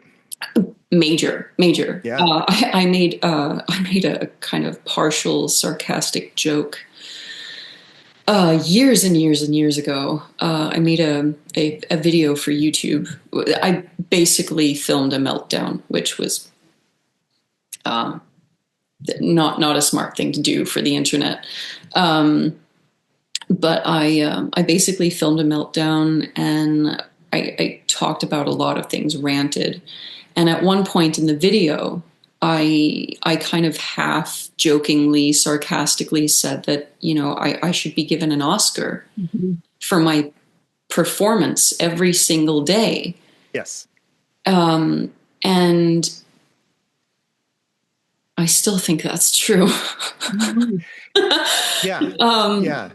No, but like we act All the time. Yeah. all the time. Yeah. And so is it really that much of a surprise that people like Anthony Hopkins are autistic? Yeah. Is that a surprise? Not I to know me. it's a surprise to a lot of professionals. I know it's a surprise to a lot of people who don't know anything about autism. Not me, man. Like there are certain celebrities I'm just waiting for, I'm like waiting for the day that they say, Yeah. you know, like it's a little rude to be diagnosing people from afar, but I'm like, I know. I'm thinking there's a few I'm like, Good luck on you. Yeah. Yeah. No, but there's still so much stigma regarding openly embracing your autism, because people still think that autism is Rain Man. Exactly. Sheldon Cooper and Hans Espenson. You know, and each representation to me in media is a good representation of that particular character. I concur. You know, because you can never say that something is a bad representation of autism, period. Because it's no, but we are too diverse. We are too diverse. So any character that's written that is autistic, it can be a badly written character, but you can't ever say that autism can't look. You know, I would say that Rain Man is terribly stereotypical. Yeah. You know, but it's not a bad representation of autism. Of one person, yeah. Because Bruce has something to say. I can tell. Look at that face. Sorry. Actually, go ahead. I'm not too sure I have too much to say on that. I think like my visual reaction is, yes, there is bad representation. I think my problem is more in current media, and I mean like in the last 2 years. Yes. There is uninformed representation. Yes. Maybe that's where I'm a little more like. No, but I see your point. I would say that for me, bad autistic characters exist in much the same way that bad female characters exist. Like, you get really, really tired as a woman of reading books wherein, and of course this is exaggerated, but you get tired of reading books with female characters that are one-dimensional boobs. Yeah. You know, three-dimensional, and in movies that don't pass the Bechdel test. Maybe we need that for autism. yeah, I think so. And for me, when I consume media, ironically, the best autistic characters are very often not explicitly autistic. Steve Martin in Only Murders in the Building. They are super, super autistic, but they're not stated. My latest obsession lately has been the Jack Reacher books, and like Jack Reacher is super autistic. I mean, I've been watching Reacher. I agree. Yeah, I was wondering, and I wasn't quite sure until there was literally a chapter about him describing his favorite prime numbers. I'm like, okay, the jury's out, you know. Bruce, what were you going to say? Well, I was just saying, I did want to bring up those two representations, and I made a somewhat oblique comment when we were discussing getting a date for today. I just want my favorite novelist now is Murakami, Japanese novelist who should have won a Nobel Prize many years ago. And in his new book, and I won't go into it too much, there is such an obvious coding. A character that turns up 3/4 through the book is autistic, but it's Rain Man autistic. Mm-hmm. He's a savant, doesn't communicate, only talks to one person, sits in a library all day reading books. And it annoyed me because I wanted the author, and I rarely speak through an author's voice, but I wanted the author to say he's autistic. Compare that with, and I know I've used this example before, final season of Ted Lasso, the chief financial officer for the HR agency is so obviously autistic, but they don't even care about saying it because it's just normal. Mm-hmm. And I love that. And I found out later that the actor is autistic. And the only coding that you really get is that she collects snow globes, but she has to buy them. Mm-hmm. And it's like, that's 100% autistic. There's no other phenotype that does neurotype that does that, but they don't make anything of it. Yeah. And I love that. But the Murakami one was annoying me because it's like, you're so obviously coding somebody, but you won't say it. Yeah. Sorry. So this doesn't generally happen, but I've just been texted by the babysitter that my daughter misses her mommy. So and it is getting close to her bedtime, so I can't blame her. Mm-hmm. I have to go. Okay, we'll finish off without you. I'm really sorry. It was a pleasure to meet you, Maja. Jason, I would love to talk to you again, and I hope that we will. Yes. So please excuse my on-air departure. No worries. Ta-ta. We take care of ourselves on this podcast. Which actually, you can go. We'll see you later. Is what I want to ask you about, Jason. Mm-hmm. So one of the most beautiful things that I've seen since not even since diagnosis, pre-diagnosis, when you had sort of accepted about yourself that you're likely autistic, mm-hmm. I have seen you taking some wonderful steps towards like better self-care, better getting in touch with your somatic experiences and their link to your emotions. One of them being your waterbed. Can you talk about that? Bruce, you're going to love this. Okay, so I'll rewind a tiny bit. One of the, in the researching phase, if you will, of autism, still not totally convinced because there's so many things that are, about me that are clearly not autistic. And one of them, I mistakenly thought I don't do any stims. That's BS. I have plenty, just a lot of them are covert, like clenching my jaw, and I do things with my toes, and so things like that. So I do have stims. I just didn't realize it. And but then I started wondering, like, what other ones? What are stims that I might be suppressing? And so I started very consciously like shaking my hands. That was a thing that in the Margot Zimmerman Gets the Girl, the book, there's a few, it only happens like twice or maybe 3 times in the book where she says, before I did it, I had to shake my hands, and then she shake her hands. And so that was, that kind of, it was like, I wonder what that'd be like. So I started consciously doing it more often, and I realized, holy cow, I like it. Yeah. Like, it really does all the things that everyone says that it does for you, it works for me. So I must have at some point in time in life, shut that down. So I've been wondering what other stims, and actually, as I'm doing it right now, I do, when I speak, I do use lots of big gestures with my hands and lots of twirling, and often like I'm arranging a sentence like literally in front of me, and which is something in the movie I want to make. I actually want to visually represent that, the ideas of letters, like words being put together in front of the person speaking, right?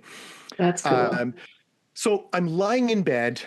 My mattress it's past the point where it needs to be replaced. I'm in bed. I'm uncomfortable. I'm unhappy that I'm not sleeping, and in the back of my mind, I'm thinking about stims. And then all of a sudden, I just like sort of wiggled my body, and it triggered this memory of being in a waterbed. Because when I was a kid, I had a waterbed from probably about age like 8-ish, maybe 10, maybe a little bit older. I don't know. Through until I was 27 years old. So for a good 20 years, I slept on a waterbed. And then when I moved out, my new lodging, it wouldn't accommodate a Oh, you waterbed. had a Murphy bed. It was I had a Murphy amazing. bed. Murphy bed and waterbed are two things that'll never combine. I missed it, and now it's been 20 years since then that I've like, there's not a night I go to bed where it's like, I'm not in a waterbed. And I started realizing, like, I think I rocked myself to sleep when I was younger, and it must have really helped. And unfortunately, the living situation I have now, I couldn't have a waterbed either, because I actually sleep on a loft bed, because underneath we use for storage. I'm like you can't have a loft bed waterbed, not for the same reasons as a Murphy bed, but physics. So then I got to thinking about design. Like, well, I need a new mattress. I mean, first of all, can you even buy a waterbed mattress? The answer is yes, and they're not even very expensive. They're like $300. And I was like, all right, well then, can I invert a waterbed? Like, what if a loft bed? Like, what if the waterbed is down below and the storage is above? And so I started designing a waterbed with storage above. And anyway, I have done it. I have built it. I call it my autism cave.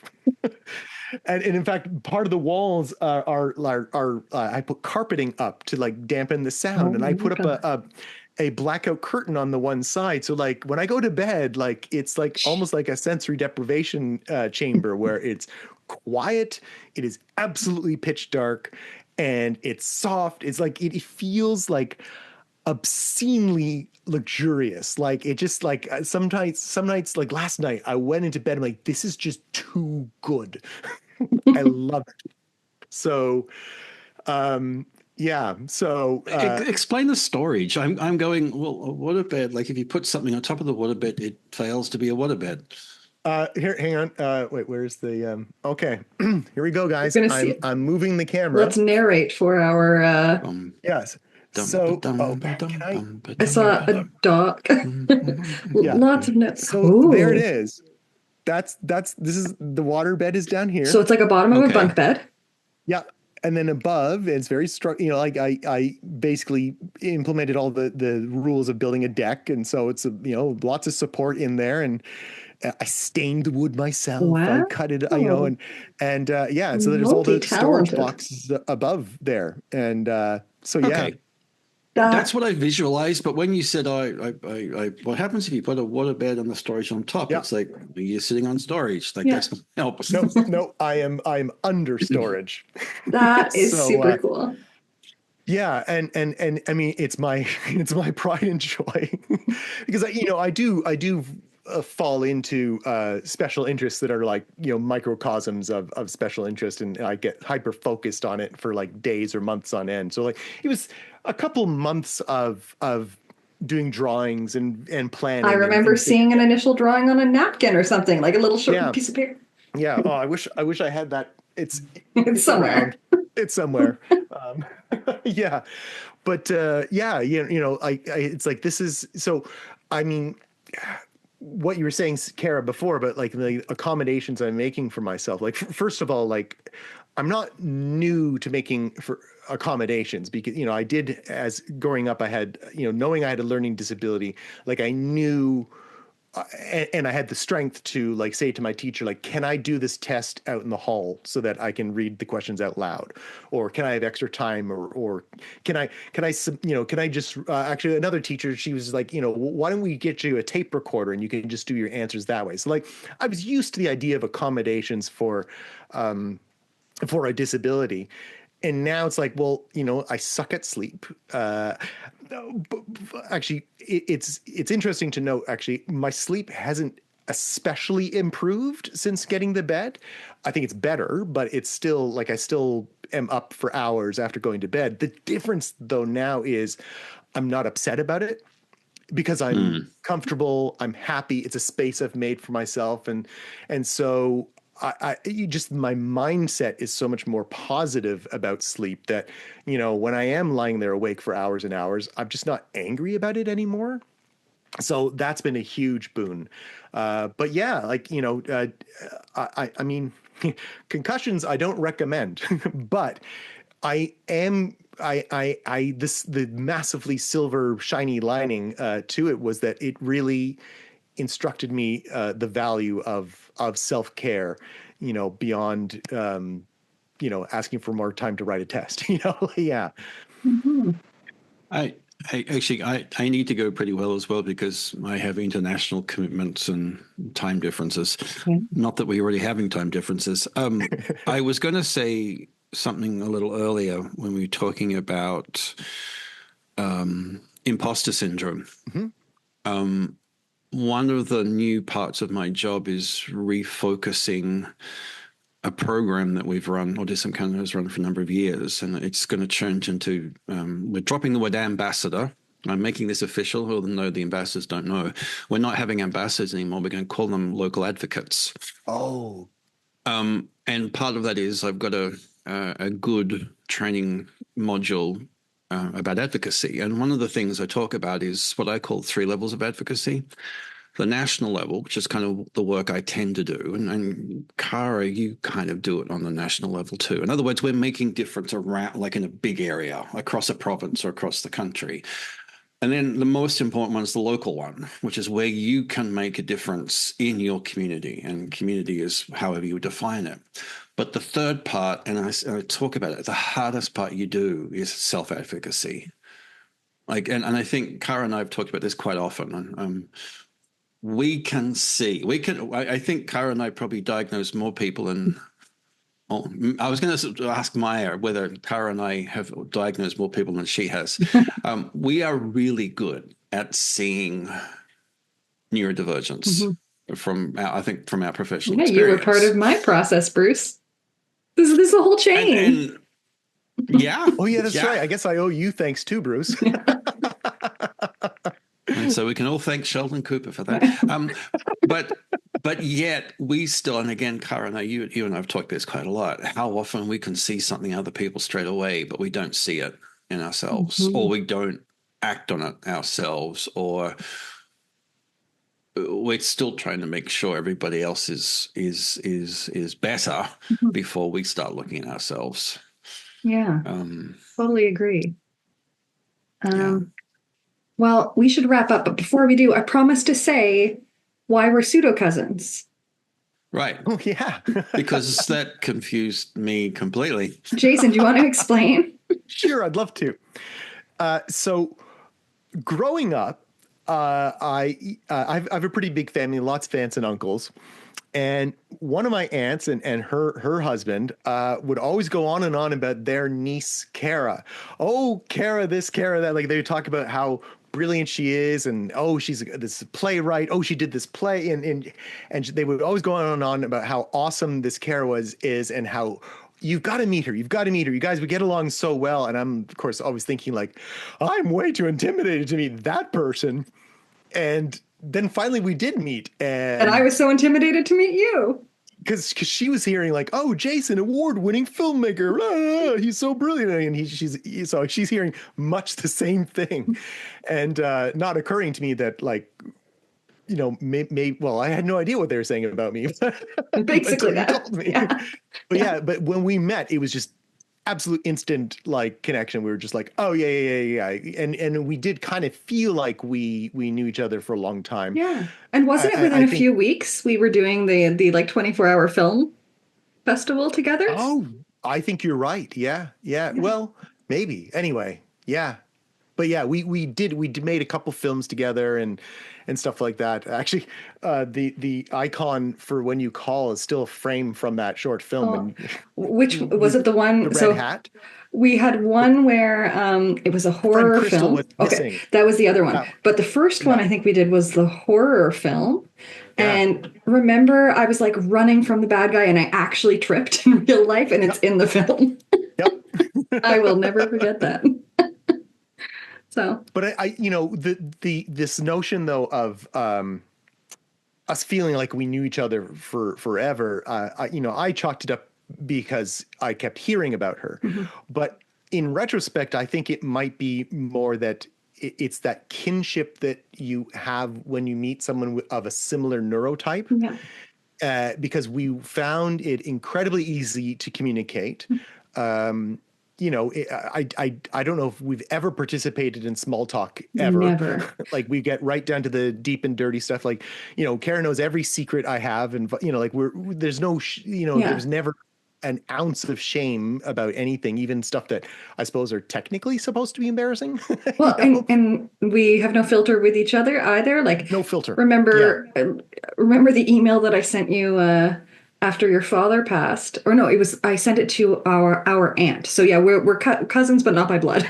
Mhm. And I sent it to somebody, but one of the things that I said in it was like how long it took me to send because I did not know what to put in the subject line because Yeah. condolences seemed trite. And it's like, what Yeah. else do you? It was like an hour where I was like, what do I put in the subject line? Like, Yeah. You've written and I you've made written a an little email joke. like this long, but it's just the Yep. subject And I was subject. like, what do I do? Yeah.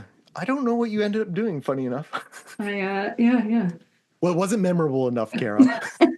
I'll have to do So better. you're cousins by marriage? Yeah. Yeah. So Yes. that's why we call it Okay. pseudo We cousins. share an aunt and uncle, but the uncle's related to my side of the family, and the Yeah. aunt is related to Jason's side. Yeah. My aunt is a lever, Okay. and the uncle is a diamond. Yeah. Yeah. And the funny thing is, and now I mean, like I speak to on a regular basis Kara far more than my aunt and uncle and my actual cousins. And there was a time where we were every week, you and I would go to luckily it was a quiet pub next door Yes. to where I used to live. Yeah. And we would like hole up there for hours and just talk. Absolutely hours. Yeah. Yeah. Like, we would close it like, and they had very few Like, we're people. still apologizing to our livers. Yeah, exactly.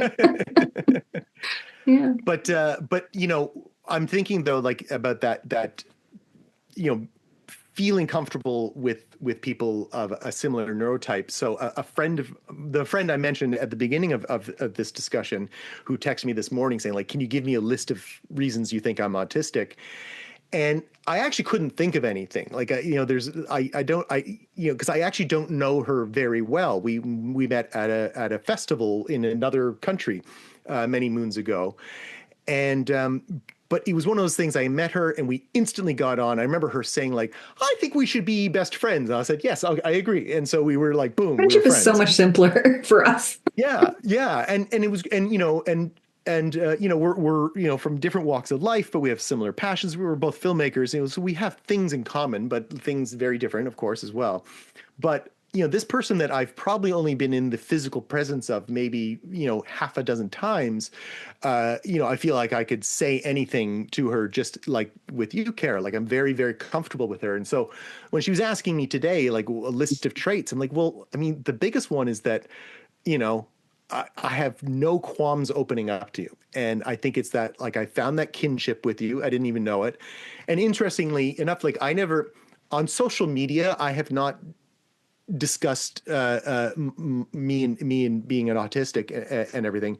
But she started sending me autistic memes a while ago. I'm like, I never told her this, and so I just assumed that she was autistic too, and she just read that, and then it was like months later she called me, which we don't often. She lives on the other side of the country, and she called me and said, "So I'm starting to think I might be autistic." I'm like, "Oh, you're starting." Oh, I just thought you were, and because you were talking to me like you knew, I just assumed. And she's like, "No, this is a new idea." I'm like, so that was kind of jaw. Anyways, so she's going through the diagnostic process now, and she's So very cool. excited about it. Well, but also afraid she'll fail, which I think is how many of us feel going into it. Yeah, well, I would wager a neurotypical person isn't worried about failing an autism test. Yeah, and why I went in with 21 pages, almost 8,000 word document, right? I know, and I tell that story all the time where I'm like, mine is only 1,000 words. I over prepared, that's for sure. Well, Jason, thank you so much for being here. It was so lovely to chat and to have you meet people you've been listening to and yes, feeling like you knew. And I didn't have to like mentally say to myself, "Oh, Jason, you're just listening. You can't participate." I got to participate today, so that was very exciting. You did get to talk and have it be heard. I am very glad I got to do this, and I'm very glad that you guys are making this podcast because, like like I've said many times, I think it's important that people can hear these stories, hear experiences, because like there's so much I didn't know. There's still so much I'm aware that I have yet to know. Like I want to look into the whole friendship thing that you're talking about, Bruce, because I feel like there's a whole category that I haven't gone down that rabbit hole yet. But I think I think it is important, and representation is important, and so hopefully next time I'm on, I'll have produced a movie about with autistic characters, and we can talk about that or something. Sounds great. Well, thanks so much. Thanks, Bruce, for sticking with us and making it to the end. I'm so lacking of energy. I know you're not feeling well. So. No, I'm sorry. That's okay. Just glad you're here. There's no need to apologize to this crowd. No, definitely not. Well, I guess that's all, folks. Take care. Be well. Again, Happy New Year. Woo. Ta-ta. Bye. Bye. Okay, we're back with a postscript. Yeah, because Kara and I, we were just chatting. We were engaging in small talk, which lasted about one sentence.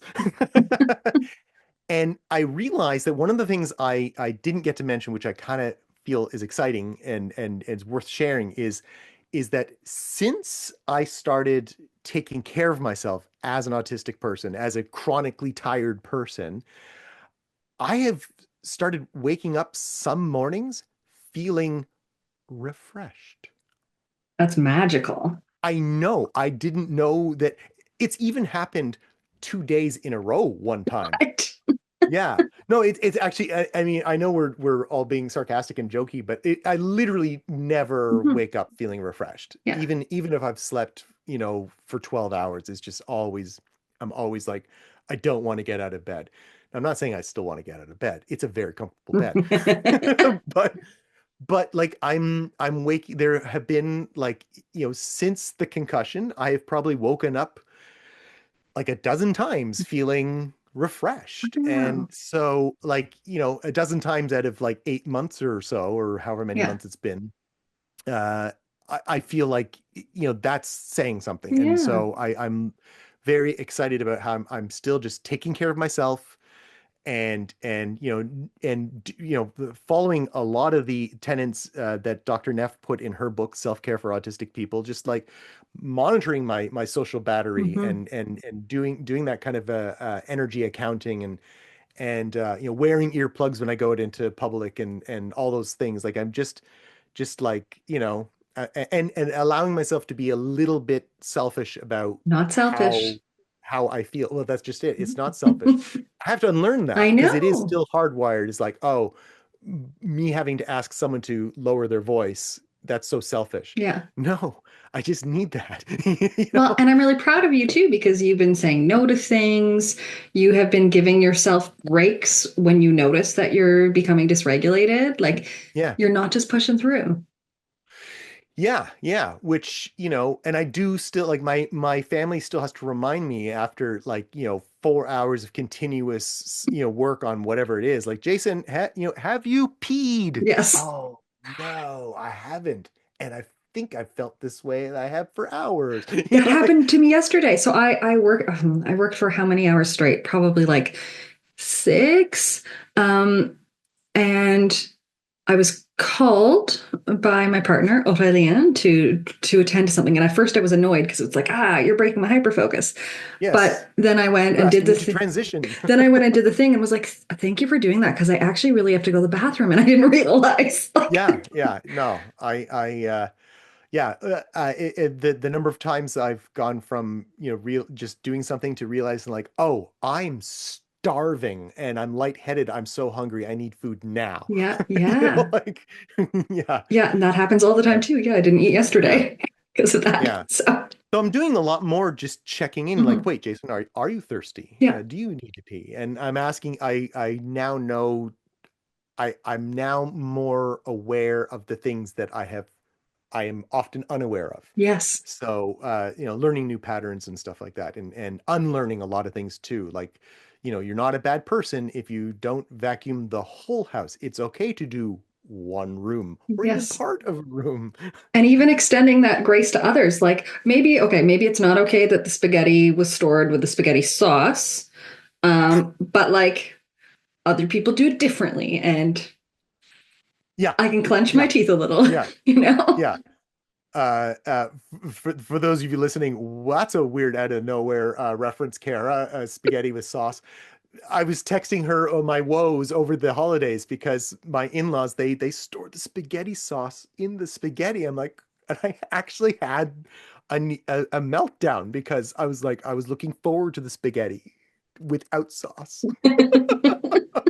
I was so upset. But you did the right thing. You took a break. You took I did care the of right thing. I yourself. walked away. And I also was, the other nice thing though is like, as angry as I was at the same time aware that this was kind of funny. It's like I'm going to be able to laugh. And then that's why I shared it with you, because Yeah. like, oh, this will make Kara laugh. Yeah. I'm so upset about spaghetti sauce. And that gave me the levity I needed as well. Yeah. Yeah. Magic, humor is a magical thing. Yeah. Exactly. It's amazing what awareness does to like help us recognize our triggers, and recognize what we need and like Yeah. move on. Awareness and the language to describe it, Yeah, and especially like, to loved ones. yeah. Well, except that I've always been exceedingly forgiving and compassionate for other people. It just never applied to me. But now you can actually like express yourself more Yeah. and say like, well, this is the reason why I'm struggling with this, you know? Yeah. Yeah. Oh, Exactly. I love Cool. that. Okay, Ladies well, and gentlemen, that was your postscript. yes, this is now the second goodbye. Goodbye. Bye. We just made the same face. Bye.